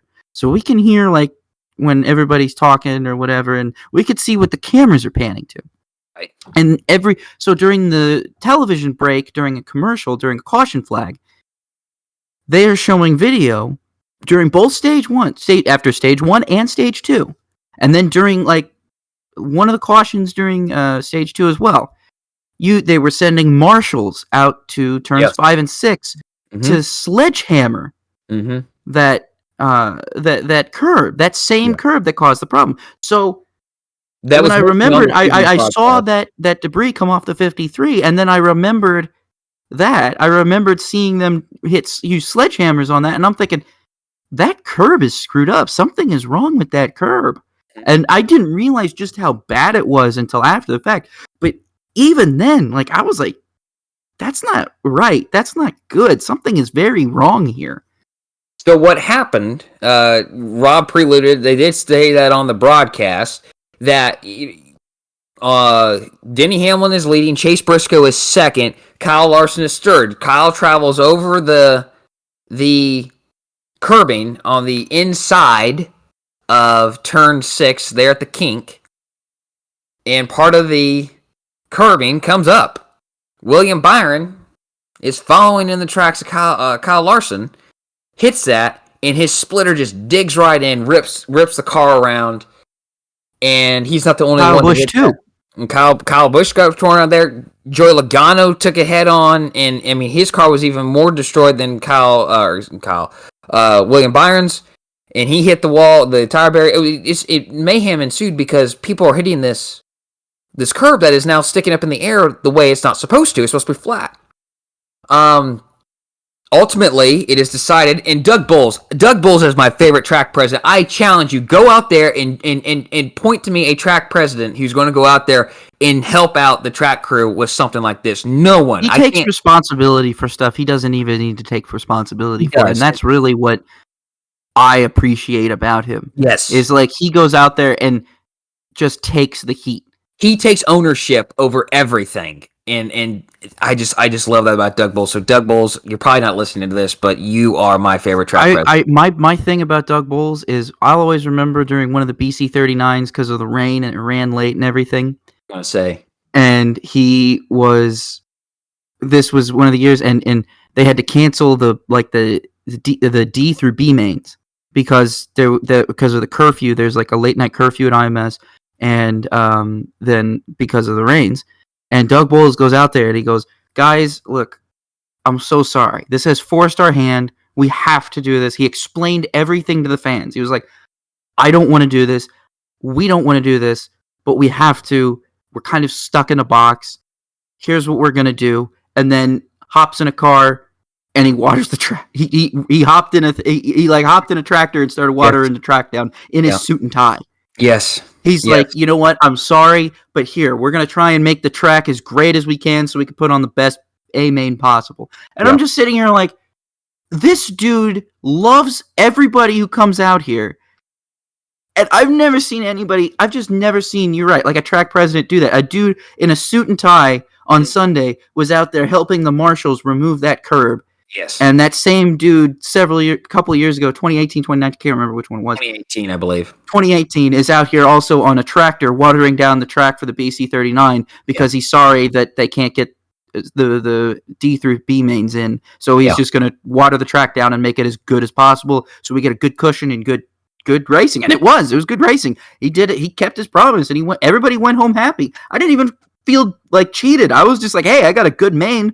A good feature race, so I don't really care, you know. Yeah. So they end up removing this curb because it's destroyed. It's destroyed. It can't be fixed. They got to get the race in, so they modify the track in the middle of the race. Controversial, yeah. Absolutely controversial. I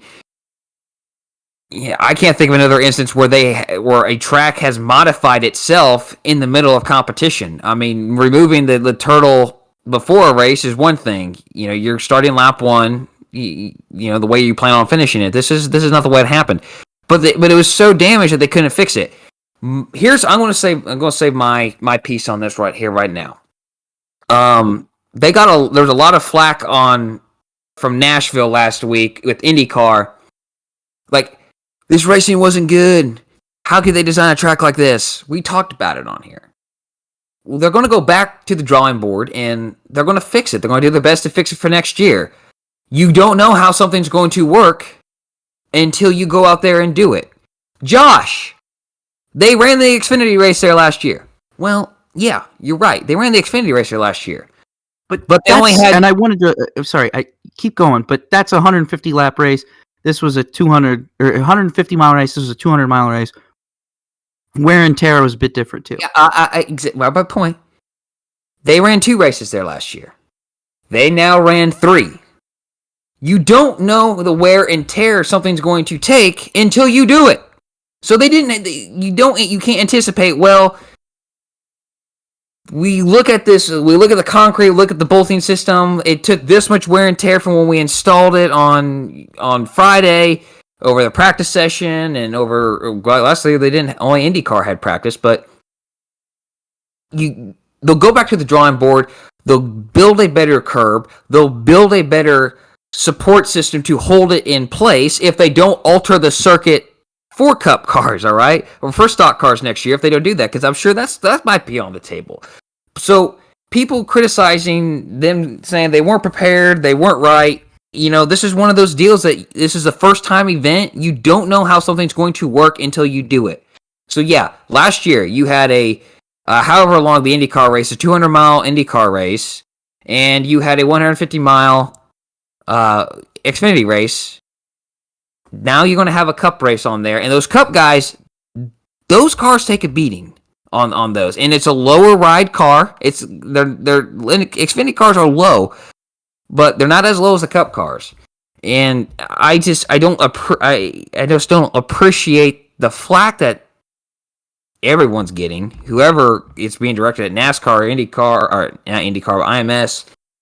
These are things you gotta shake out. And to think that IMS and Doug Bowles and the track crew there were ill prepared, I think is just asinine. And I say that kind of strongly. And not only in defense of Indianapolis, because it is my favorite track, but also just in the defense of common sense. That, to think you can get it right the first time without testing it, and, I don't know. Maybe I'm too realistic. I agree with what you're saying. It's really hard to predict a lot of that, but I really do feel like with what we saw in the Xfinity race, the fact that we had to remove some of the curbing and some of the turtles, I feel personally like that should have been an indicator that that section needed to be reworked before the Cup race. Well, I don't think that they could have predicted that the curbing was going to come up. That's something that I don't think that they could have predicted. But I think that they could have prevented that being an issue had they removed some of the other turtles and curbs that they had left from yesterday that were causing the problems. Because like I mentioned this, I can't... Well, what other turtles that were left were causing problems? You had the big sausage one that Chris Wright took off. What I'm saying is trying to minimize the amount of...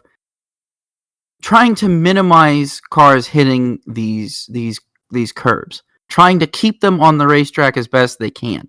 So you want to reconfigure the curbs so it was more of a straight shot and cars in driving. Not even so much that. Make it so that when these cars are having to go through there, it's not going to put as much. I don't know how to describe this. In load, you're not going to put as much load. Yeah, you're not going to be putting as much load on there because you're not going to try and force two cars through there. It's going to be a little bit harder, or in some cases easier for the second driver to take evasive action and get around it, as opposed to trying to force two cars through there. And I don't think that two cars going through there was the issue. I think that they just didn't predict, and I didn't think of it as an issue, so I don't think they should have. No, it wasn't. It wasn't an issue at first. My main point. I got off topic there. I apologize. That wasn't my point. My point was more towards how that area is typically self-policing. But I do think that for next year, it does need to be reevaluated for the NASCAR events. I think they need to make modifications for it for the NASCAR events, because we've seen right now that those curbs just cannot take that level of abuse. And now we know that. We now know that these curbs are not meant to take that level of abuse. But also, I do think that some of the blame. Okay. Not all of it. Maybe 25%, maybe 15%, maybe even 10% of the blame. Okay. Should kind of be on some of the drive. And the reason I'm going to say this, okay, is because those curbs had issues. You're going to have to sell this to me. Those curbs had issues all week. If you see curbs tear up splitters like you saw in the Xfinity race, maybe you should try your best to avoid it. Or at the very least, this is more so for after the fact as well. Now, I watched the Radioactive, and Michael McDowell claims he got hit from behind. I've watched the video. I don't believe he got hit from behind. I just think Michael McDowell was being inept at this case and decided to literally hit a sausage curb on the second over, or on the first overtime and say to heck with it and literally yeet his car into the air and do the exact same thing that just caused the caution that was right before it. Well, I don't think that, but now the reason why I say that is because drivers are trying to take as much they're trying to use as much of the track as they possibly can get away with. Yeah. And I think at some point you have to stop and tell yourself as a driver, look, if I go through this area of the track the wrong way, if I am not careful through this area of the track, if I'm trying to take it like I've been taking it all race, I am going to crash. And I understand it, but this is the thing. If you have a whole red flag period, you have a 19-minute long red flag period to sit there and think about this. You're thinking about championship stuff. In my mind, when I'm sitting there, I'm thinking, all right, next time we come to this curb, now that it's not there anymore, I'm not going to take any chances. I would rather lose 1 point and give the position to the car in front of me and just go single file through there and then try and get him down on turn 7 than risking going too wide through there, having the car screw up and hit me, or if you're on the outside, hitting one of those sausage curbs and going off and crashing. It is almost as if these drivers did not learn, more so McDowell, less so everybody else, did not learn anything when presented with this. And now I understand, I don't know how many drivers knew about the curb eating splitters beforehand, but I very much feel like somebody had to have watched the Xfinity race and said, this curb could be a problem. Maybe we should take it a little bit easier. Now, again, I understand last lap, overtime, going for it. You're trying to go as fast as you can. You're trying to hit everything. But it comes down to risk versus reward.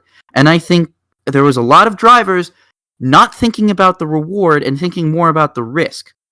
They're thinking, or not so, they're thinking more about the risk and thinking about what reward they're going to get after the risk, but not also evaluating what could go wrong. And I think we saw what could go wrong when drivers didn't do that. And that's why I said it's a very, very, very small percentage. It's 10% of the blame, maybe tops. And Suarez talked about this. He was frustrated with all of the racing like that.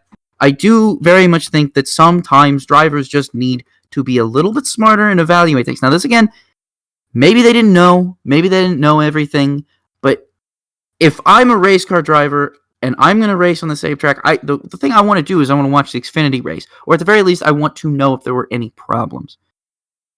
And it just surprises me that there were problems in the Xfinity race and the Cup guys did not look at that and think, maybe we shouldn't risk it all race. Maybe you need to just risk it late in the race. And if it tears your splitter off, you're going for it. Maybe not risk it so hard in the beginning of the race. I don't know. Again, I could be totally off. You don't look sold. So I'm probably going to just stop here before I make a bigger ass of myself. Well, to be fair, I see where you're coming from. I see where you're coming from here. But to me, the fastest way around that section was to use the curbs just like the drivers use at Watkins Glen, for instance. You're absolutely correct. You are absolutely right. I am not saying you are wrong in any way. I know that is the fastest way around the track. But the fastest way around the track, when the fastest way around the track stops being also the safest part around the track, I really think you just need to reevaluate how you're approaching that corner. You just need to go in and reevaluate it. And that's true and that's fair, but I also can't think of an instance on why the drivers on that day are like, okay, well, they were working on it. I trust that curb is going to hold up. I really do. And they've had curbings like this. NASCAR. Denny Hamlin's not going to trust them to do that. Kevin Harvick's not going to trust him. Kyle Busch probably is not going to trust him to do that. When has NASCAR given the drivers an indication that they should trust them on decision making? Well, but I just can't think of one that's like this that relates to this. No, but given other factors, I don't have that much trust in NASCAR. Well, I guess I don't know. I'm going with my gut rather than what NASCAR says. and again, I just don't agree with what you're It's saying. okay to not agree with me. Yeah, That's fine. I don't care. I respect it. It's a complicated deal, and it's certainly it was crazy. I just can't. I couldn't believe what I was watching because as I told you before, Rob, this race started at 1 o'clock. Which, by the way, this race started at 1 o'clock. That was awesome. That was freaking awesome. 1 o'clock. Especially considering the fact that this is actually what the saddest part though was the 1 o'clock start time was still not enough time to account for mass chaos. Yeah, like we literally hit the broadcast window, and the last restart was on NBCSN. I started watching the race. The green flag was like a 110, 113. I left for work at 12:30, and they were just about to start the final stage. So I'm like, and when I saw a tweet later that it took 4 hours, 15 minutes, like, what the heck did these guys do? You know? So obviously chaos ensued. Let's 135 here, 1 hour, 35 minutes. We still haven't talked about the end of this race. So the end of this race restarts. Let's just jump straight to the final restart. Chase Briscoe decides to go grass tracking. I think he was just trying to avoid chaos. And he didn't have the, what Denny Hamlin said, self-awareness to think, I'm going to get a penalty for this. And a team evidently didn't tell him until after he had already booted Denny Hamlin out of the way, which he says was an accident, didn't mean to do it. They're still arguing about it on Twitter as we speak, by the way. I know. Literally 30 minutes before we went live, they were arguing about this on Twitter still. Who, Denny and Chase? Yes. Yeah. That's great. I'm dead serious. You go look this up. I mean, I apologize for everybody listening to this after the fact, but as of 2:47 a.m., and we started this podcast at about 1 o'clock a.m., so 12:30 p.m. on Tuesday morning, Monday night, they were still arguing over who was in the right. Denny, I guess, watched the radioactive and was like, oh, well, they clearly told him, and he was like, and then Chase Briscoe says, oh, but that wasn't my spotter. That was my spotter. If you listened to any of us, you'd know that. Why don't you actually text me or call me or something? And I'm like, damn, Twitter beef going real. It's late night Twitter beef. I miss the days where you just talk it out at the track. Yeah. They didn't even fight. I remember my favorite part was in the media center afterwards. They were doing stuff, and someone brought up the altercation, and I think it was Matt Collig, interrupts him, and he goes, "Hey, did they fight? Was there a fight?" And AJ Allmendinger was like, "Yeah, did Denny and Chase go at it?" And I think it was Bruce Martin who asked the question. He goes, No, we tried to egg him on, but no, we didn't." I will say that was probably one of my favorite Denny Hamlin interviews because I think he was so stunned how he lost this race. I just think he what does Denny have to do to win? I mean, I felt bad for him after last year. Yeah, that last year was a heartbreaker. He gets denied again. Booted. I mean, what did Denny do to this track? I mean, the weird thing is, I would have assumed Denny should have won here a long time ago, given how good he was at Pocono. Yeah, that's true. It's amazing he's never won at IMS. This is Denny. Indianapolis is Denny's Daytona to Dale Earnhardt. That sounds about right. 20 years of trying, 20 years of frustration. Mark it down. Denny Hamlin will win 2026. The 2026 whatever we're doing at Indianapolis, whether it's a Verizon 200 or back on the oval, he will win at Indianapolis. Brickyard, whatever. Yeah, Brickyard, whatever.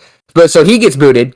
So he enters turn 10 as the quote leader, but he's under penalty. So the leader is actually the second car in line now. Was third place AJ Allmendinger. AJ Allmendinger has survived the carnage. He's up front, and Chase decides to park it in turn 12 and 13, take stop and go penalty right there, and AJ Allmendinger assumes the leads the final 2 laps of this race, and he wins it. And Rob, you point out this is a number of interesting things.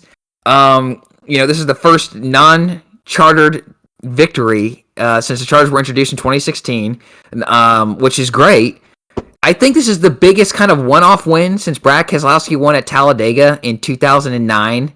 I really had to sit down and think about that. I don't count the Justin Haley win at Daytona because that's a charter team, full-time team, was just a driver not running full-time. and I don't, and I'm not even discounting it because it was a rain shortened event. They don't have any, that doesn't take any account into it. But this is a win that was nice and refreshing for an older generation of race fans, but also our generation who we just haven't seen this before. We haven't really seen this one-off victory in a very, very, very long time, or where one-off cars or part-time efforts are very competitive. And this 16 Kaulig car has been competitive every race it's been in this year.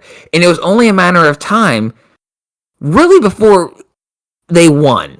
I mean, really. And to see AJ, he was so disappointed yesterday. First off, we didn't mention he looked pissed yesterday. He was mad yesterday. I loved his comment when it was Dave Burns. No, it was Parker Kligerman asking, "What did you talk about with Maya Snyder?" I told him how cool his flames looked on his car. I want that T-shirt printed, man. Colleagues should make those T-shirts. But anyways, he was so mad. I loved it for AJ because I wanted to say, because the first thing I thought of, the first thing I was going through my mind was like, this dude should have won Indy in 13. Yes, like he was the dominant car of that entire race. He should have won Indy in 13. Talking about the Indianapolis 500. Yeah, and he never got another chance to that. And he explained that. He explained it a little bit in the press conference. If you want to go watch it, I'm not going to go into detail. But to me, the first thing that was going through my head was, this is Allmendinger's redemption. Yeah, I mean, he kind of come full circle. He has finally won at Indianapolis. He is going to go down in history forever as a winner at Indianapolis. He's going to be, he's going to be Stewart. Trying to think if there's anyone else. No, it would be him and Stewart. Would be technically, I think, him and Stewart would be the only two Brickyard winners to have competed in the Indy 500 as well. Now, unless Kurt Busch wins a Brickyard, he'll join that, but I think it's now just him and Stewart. Yeah. Or Juan Pablo would ever come back. And Juan Pablo had that chance in 09. Yeah, he had his chance. And he would have actually been the first driver to win the Brickyard and the 500, which has never been done. Yeah. That one was robbed from him. That was a rough one. Everybody knows. Everybody knows that was what happened that day. Yeah. But anyway... it was so huge for AJ because I think you look at Allmendinger's career. I mean, every time Allmendinger, like, he was at the top of his game in Champ Car, and then he lost. It died. Like, Champ Car was basically just killed. So he went over to NASCAR, and he had this deal with Red Bull, and Red Bull sucked. So he had this deal to go to Petty, and Petty sucked. And then he had the greatest deal. He excelled at it at Richard Petty. He excelled it there, but it was still not of the level that of his drive. He was never going to get as good. He had not yet gotten as good of a ride in NASCAR as he had in Champ Car, is what I'm saying. Correct. But then he gets to Penske, and he's got the whole world ahead of him, and the drug test happens, and it's out. Then he goes back to Penske in 13, wins all those road races, revitalizes his career, comes back in 14, wins a race with JTG Doherty, gets into the playoffs, which who really cares at that point? Allmendinger, I think he said he said in the press conference that, like, he remembers making the playoffs, but he knew he didn't have a chance, so he was just happy he got the win.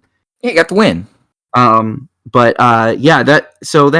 That's kind of interesting to hear him say that. Like, he didn't care about the championship. He didn't care about getting in the playoffs. He just was happy to get a win. He was happy to win a race I mean, he had once, like you mentioned, some Xfinity Series races, but to win a Cup race meant a lot because it'd been a journey. He is ultimate journeyman, if you think about it. And he's a driver that I've always felt is way better than he gets credit for. I agree 100% with that. And I think this victory, and this is another thing, is Allmendinger.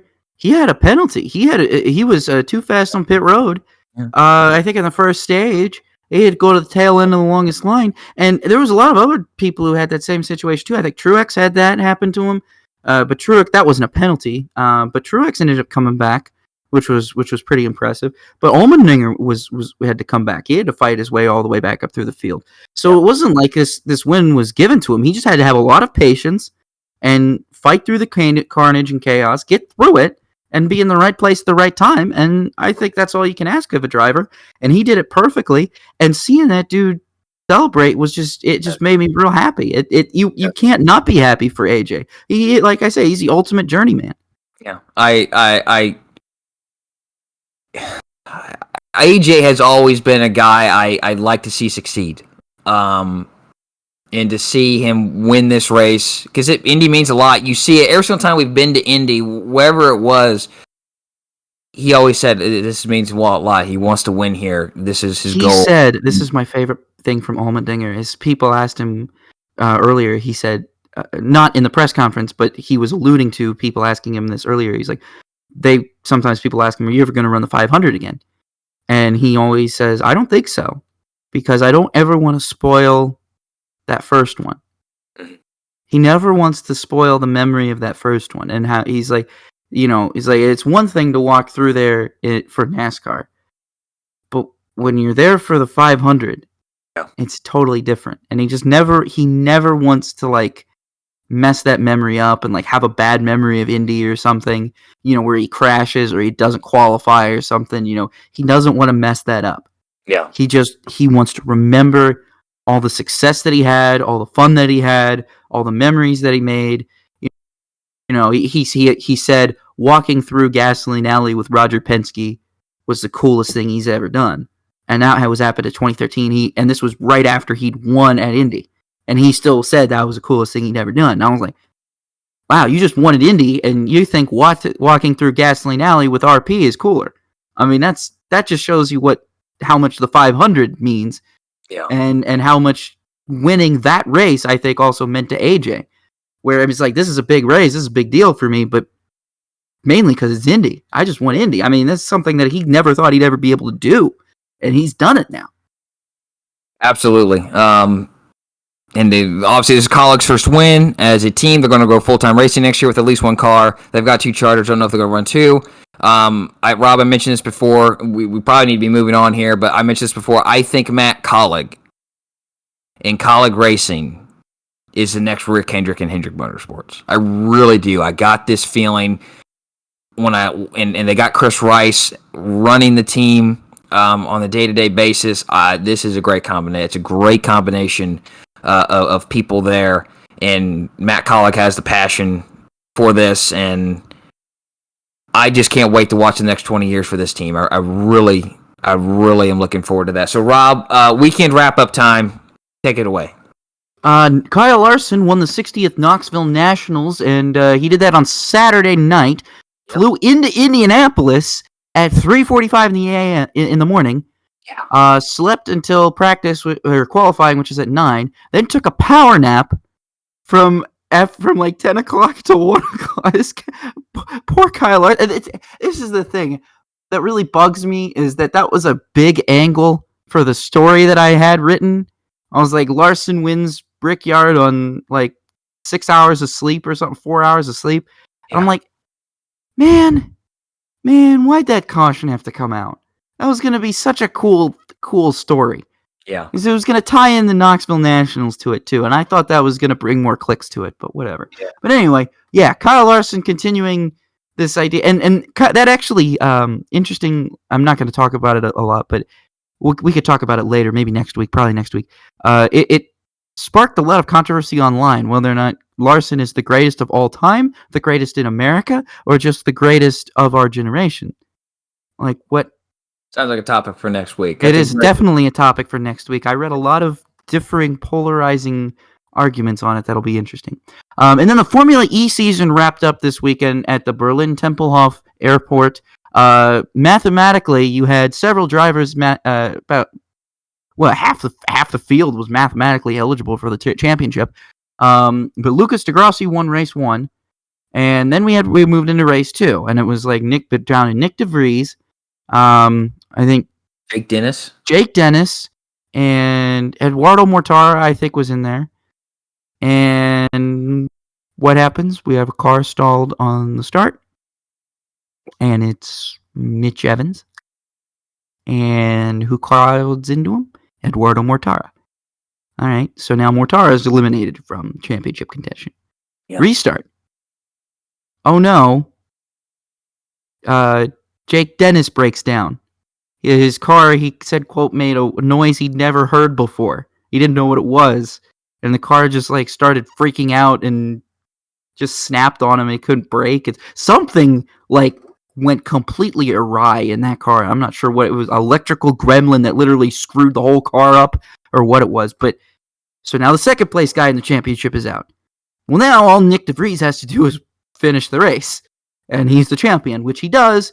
Norman Nato, though, got his first career win, while Nick DeVries ended up winning the championship. So now this is before we move on to the outstanding performance, I want to leave you with this, Josh. I want you to leave you this. What do you think is next for Nick DeVries? Because now we have learned that Mercedes is pulling out of F1. Nick DeVries is now a Formula 2 champion in 2019, and it only took him about 2 seasons, about a year, 2 years later, to win the Formula E championship. So what's next for him? I've heard him be linked to Williams. I've also heard him be linked now to IndyCar. Where do you think he's going? My prediction is he will be Russell's replacement at Williams. I think Russell will take over for Bottas. DeVries goes to Williams as his replacement over there. I don't think Mercedes wants to lose him.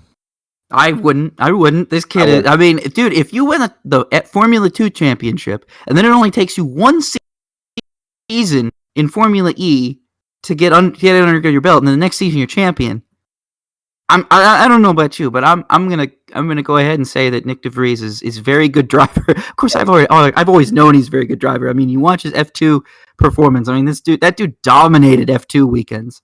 There were weekends where he just dominated.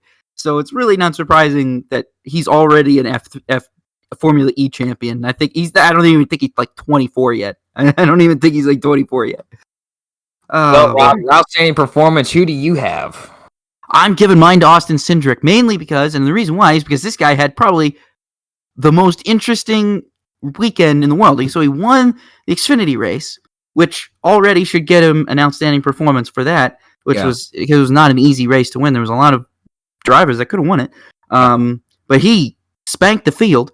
And then in the Cup race on Sunday, this is what really solidified him. Like, you could have given it to a lot of people, but in my opinion, his performance in the Cup race solidified it. And you want to know why? It's because he qualified this R&D car P13. He was literally a few tenths out of making it into the Fast 12, the second round of qualifying. And then he goes out there and he has rear brake lock up in the first turn in the first stage. He goes all the way back to 30th. It was stage 2. He spins out again in turn 7. And he goes all the way back to like 30th again. And throughout the entire stage, he slowly and methodically works his way up, passing car after car after car. Bunch of chaos happens in front of him. He avoids all of it. Where does he finish? 9th. He gets his first Cup top 10. Not only is it the first Cup race he's finished all year, but it's his first Cup top 10 ever. I'm just saying, that was the most outstanding weekend I think any driver could have put on. Well, to be fair, not to correct you, Rob, but he has finished 4 of his 6 prior races. He did. He said he hadn't. In the press conference, he said he had not finished a race in Cup yet. Well, his definition of running must be different from Racing Reference, because he finished 22nd, 28th, 22nd, 25th. He didn't finish it. He didn't finish at Daytona, and I know he didn't finish at Road America. Yeah, but he finished the other races. He did? Yeah. Okay, so he's lying to me then. So he straight up lied to me. He's just being hard on himself. Okay. Yeah. Well, who's your outstanding performance? Game time decision for me. I'm going with Justin Haley. Similar reasons to you. Basically, this team was on an alternate strategy. You had this group of everyone was pitting with 4 or 3 or 2 to go in the stage, and then you had this other group of cars that just essentially were 30th or worse. And then the RCR cars out there getting stage points, because Tyler Reddick won the first 2 stages.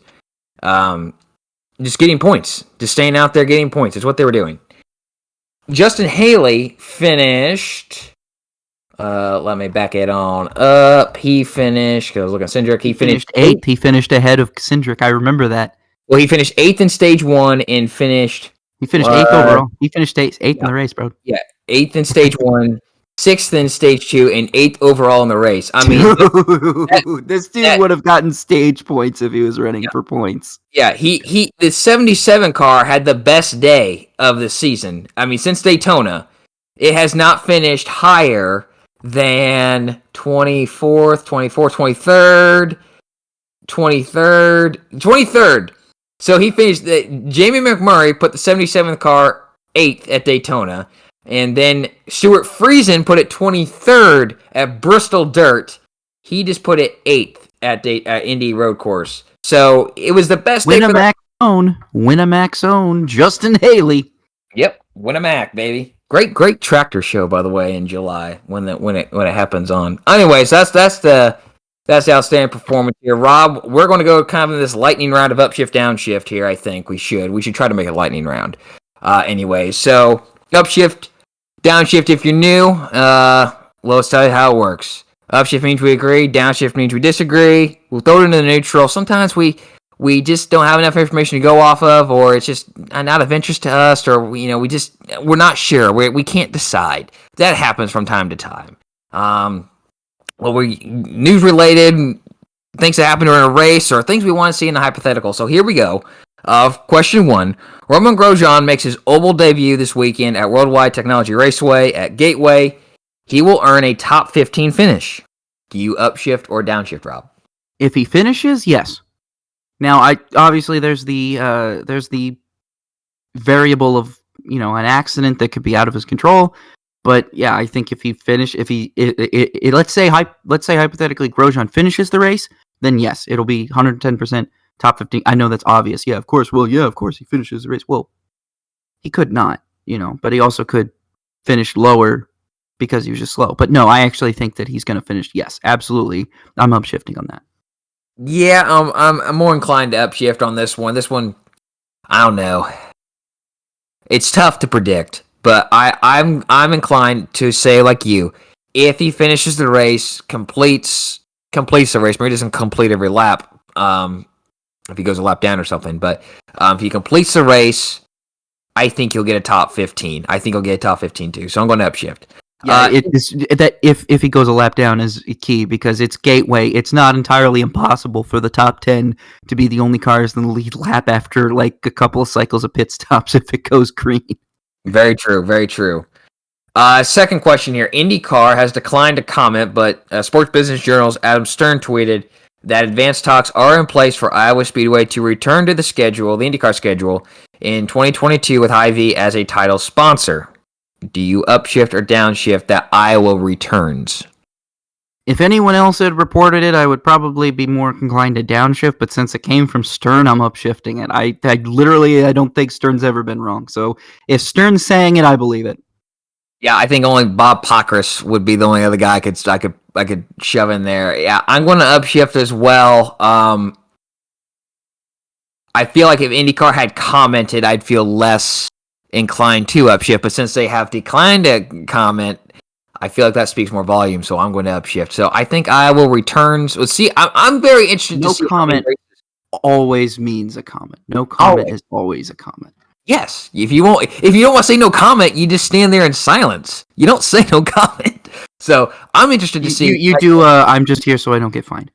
Yes. I don't know if that works from a corporation in a PR standpoint. I don't think you can put out a press release that says, I'm just doing this so I don't get fired.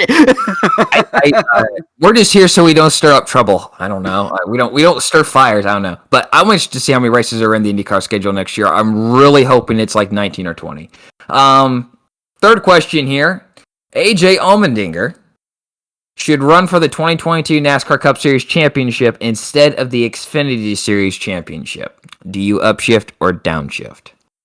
I think Kaulig should offer him a ride. I really think this is not necessary. I just said Winamac's own Justin Haley, but dude, look, I'm sorry.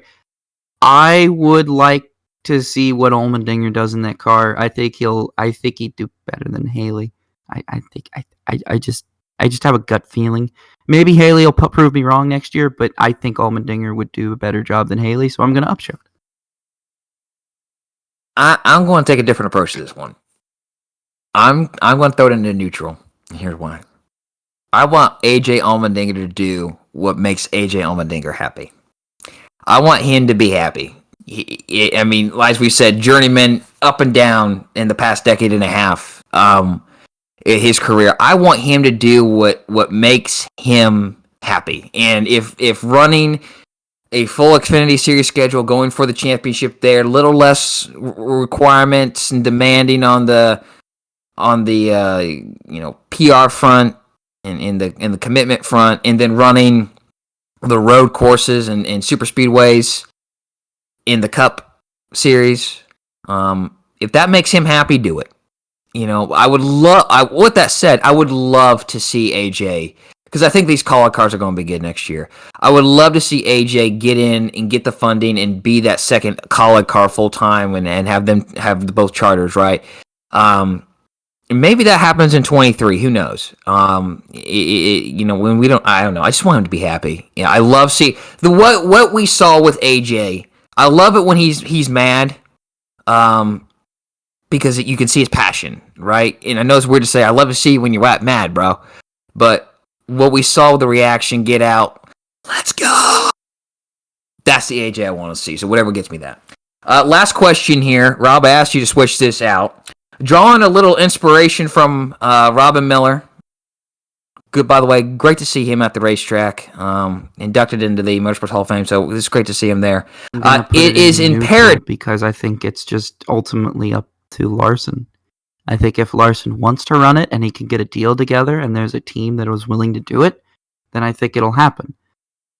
But I don't necessarily see it as imperative. I mean, IndyCar has a lot going for it right now and attracting a lot of big names. I mean, look, they have McLaughlin. They attracted over the offseason Scott McLaughlin, a 3-time Supercars champion, and Jimmy Johnson, a 7-time NASCAR Cup champion. You are literally attracting the biggest, two of the biggest champions of their disciplines. Yeah. And you're sitting here telling me they need Kyle Larson? No. IndyCar doesn't need Kyle Larson. Kyle Larson doesn't need IndyCar. But it'd be really, really beneficial for both parties to get together. So that's why I put it into neutral, because I don't see it as imperative. I just see it more as something that, if it happens, it's going to be beneficial for everybody. Yeah, I love this article by Rob Miller. He did a really good job at it. But I have to agree. I want to throw it into neutral as well. I don't know if I've ever thrown it into neutral twice in a series like this before. But I don't think it's imperative. I think kind of one of those things we'll talk about at a later show. I think Kyle Larson is a great talent, very, very great talent. I think he's one of the best drivers ever. I'll leave it at that. So, is it imperative that he runs next year? No. Would it be cool? Yes. I'm going to throw it into neutral. I can't upshift or downshift that one. All right, Rob. Well, we've just eclipsed the 2-hour mark, 2 hour, 3 minute. Good, because I predicted on Twitter it'd be 3 hours, so we only hit 2 hours. I feel like I nailed it. Yeah, we did pretty good. Well, Rollers featured racetrack here. I feel like, again, this is something a little different. I don't think I've ever done this before. I've done one other time. I did one other time. Did it with Atlanta Motor Speedway last year when it had its race postponed and because of COVID-19. I remember doing this something similar that week. So I'm going to say this. I'm just going to say here. I'm doing the Indianapolis Road Course. I'm doing it this week. The history of Indianapolis, when you think of Indianapolis Motor Speedway, it's the oval. It comes instantly to my mind. And the road course has just been here for a fraction of its existence, approximately 1/5 of its existence. But when you say Indianapolis Motor Speedway, most people around the world are going to think of the oval. But I want to talk about the road course here and how it kind of came about. So, Formula One hadn't raced in the United States since 1991 when they raced on the streets of Phoenix. But when the announcement came in 1998 that IMS and F1 had arrived at an agreement for the Brickyard to host the United States Grand Prix, improvements would need to be made, including a road course to be built for the World Championship event to take place. A multi-million-dollar renovation to the Speedway took place. It included the construction of a brand new pagoda. And to the south of this new pagoda was a 36-bay garage with suites above. It's where the Cup Series uses the garage now. For reference, if you didn't know. The road course built was, at the time, a 2.607 mile course and traversed through the infield. And to the real relief of golfers, the Brickyard Crossing wasn't touched, and it was avoided. A world-class media center was also constructed to the north of the pagoda. When Formula One arrived in 2000, it was the third major series added to Indianapolis in the last decade. Before that, the Winston Cup Series arrived in 1994, and IROC made its debut in 1998. Formula One's first race was attended by an estimated 225,000, but that figure is likely higher because of infield and other track capacities. I saw some figures that were upwards of about 250,000, which is, I think, the largest crowd ever at an F1 race for a single race. Michael Schumacher won that first race, joining Ray Harroun, Jeff Gordon, and Mark Martin as inaugural winners at Indianapolis. Mika Hakkinen won in 2001. Rubens Barrichello won in 2002. Then from 2003 to 2006, Michael Schumacher won 4 straight. In the process, tied AJ Foyt, Al Unser, Rick Mears, and Jeff Gordon as 4-time winners at Indianapolis in 2005, but in 2006 became the first 5-time winner at the Indianapolis Motor Speedway. Lewis Hamilton won the final United States Grand Prix in 2007, and what was his second career win in F1, just 1 week removed from Montreal, his first victory, which was at Montreal, a track he just dominates at. In 2005, only 6 cars raced as a result of Michelin tire failures due to the high loads, while the F1 cars used the banked oval turn 1. I can't talk right now. I'm sorry. The 6 cars used Bridgestone tires. That race is a segment all its own because a lot of politics played heavy in this. I remember doing a project on this, Rob. I'm sure you're very well aware of this race. I know we talked about it. I remember doing a project in this in grad school. It's just crazy. I mean, I would talk about it, but it just takes too long. So we'll talk about it a whole nother day. For 2008, I should mention, I guess, due to politics, it kind of this is what was kind of a final nail in the coffin for Indianapolis and the FIA, and they didn't return. Decided not to return in 2008. So for 2008, the road course went through a renovation. The end of the backstretch and the home boulevard was redone with the traditional S's, replacing the double hairpin. And the oval turn 1 was bypassed by a new infield section there as well that resembles what exists today. This was done for MotoGP's arrival, which was September 12th through 14th, 2008. Valentino Rossi was the first motorcycle Grand Prix winner at Indianapolis, and MotoGP would visit through 2015. But they would not return after that because MotoGP was going through just a schedule change, schedule diversification. There used to be 3 races in the United States. Laguna Seca was dropped after 2013.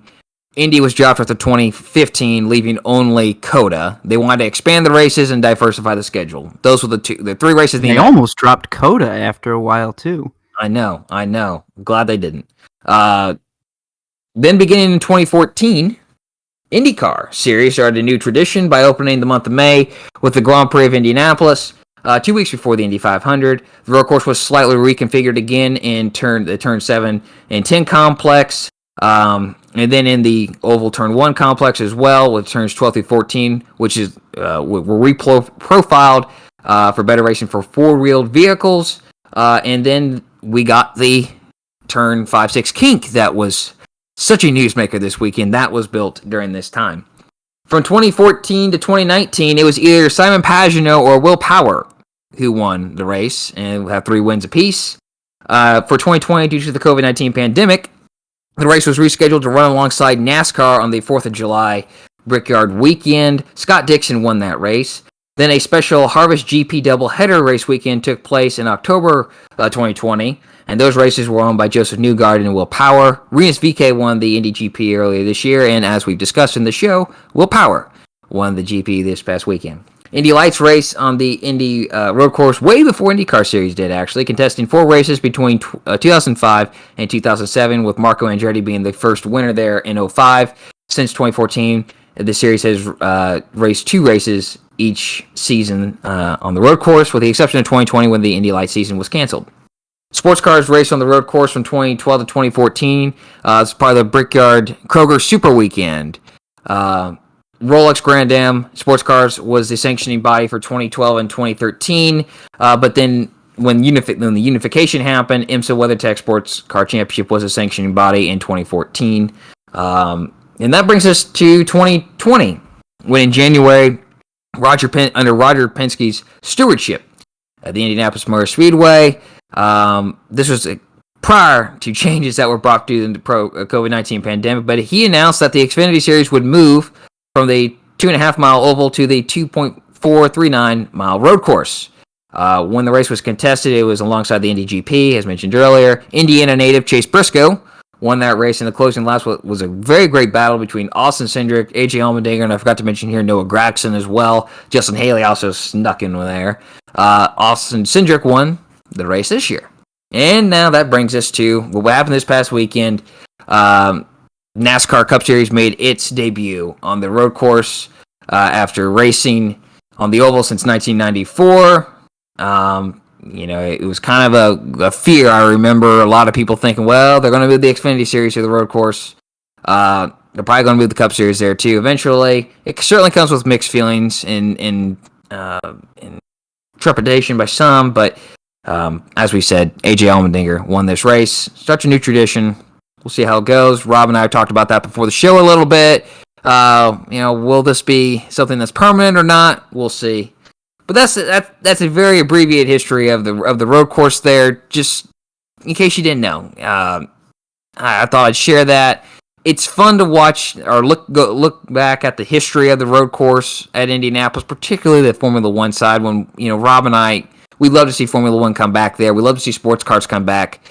We love to see the DPI cars come back, especially, or come back for the first time, I should say. So that was a very brief roller featured racetrack this week, but I really felt like sharing again. Especially Formula One in Indianapolis, it's just fascinating, and I want to talk about the 2005 race one of these days on the show as a featured race. Just talk about the politics there. That was nuts. Ferrari, man. Ferrari. Anyways. Rob, got anything for us before we look into the windshield? No, I'm good. I think we're ready to call this episode finished. Okay, well, what's in the windshield here? We're just 1 week away, speaking of Formula One, from its return from its summer break. Spa in the Belgian Grand Prix is next on August 29th. The BC39 is this Thursday, so when you're listening to this show, if you listen to it in time, catch the BC39 again Thursday, August 19th on the Dirt Oval at Indianapolis Motor Speedway. The 2021 and 89th running of the 24 Hours of Le Mans is this weekend, August 21st and 22nd. The ARCA Menard Series West races at Irwindale on Saturday night. The NTT IndyCar Series has its final oval race of the season, as mentioned, at Worldwide Technology Raceway at Gateway. That race is on Saturday, and the NASCAR Camping World Truck Series is a companion event this weekend, and that race is on Friday night. It is the first race of their playoffs. And then Michigan International Speedway hosts the ARCA Menard Series, the big ARCA Menard Series, NASCAR Xfinity, and the Cup Series on Saturday and Sunday. Rob, you got anything there? No, I don't have anything. I'm excited for Le Mans. I'm excited to be covering the BC39 on Thursday. I'm excited to see Grosjean race on an oval. Yes. And I'm just excited for this weekend. A lot of racing, a lot of fun racing. I'm excited. There's a lot of fun racing this weekend. That's probably one thing I am looking forward to more than anything else is Romain Grosjean on the oval. So with that Le Mans, man, I can't go wrong with Le Mans. Le Mans is always going to be my favorite. I'm going to miss a little bit of it because I'm definitely going to be watching SummerSlam on Saturday. But I'm really excited for Le Mans. I mean, I love going to bed and waking up with racing. That is falling asleep to racing is otherworldly. I wish I could do it more often. That's why I love those 24-hour races. Man, it's the perfect situation. It's a perfect time. It's a perfect time to be a race fan. It is. All right. Well, with that being said, thanks for listening. We appreciate it. A little long. It did better than I expected, anyways. So that's good. So thanks for sticking around with us, even if you listen to it in segments. Thanks for supporting us here at the Racing with Rob and Roller podcast. Let us know how we're doing. Play along with the featured paint scheme. What do you think was the worst paint scheme of the 2001 NASCAR Cup Series season? I bet you'll have as difficult time as we did. I'm sure. Socials here.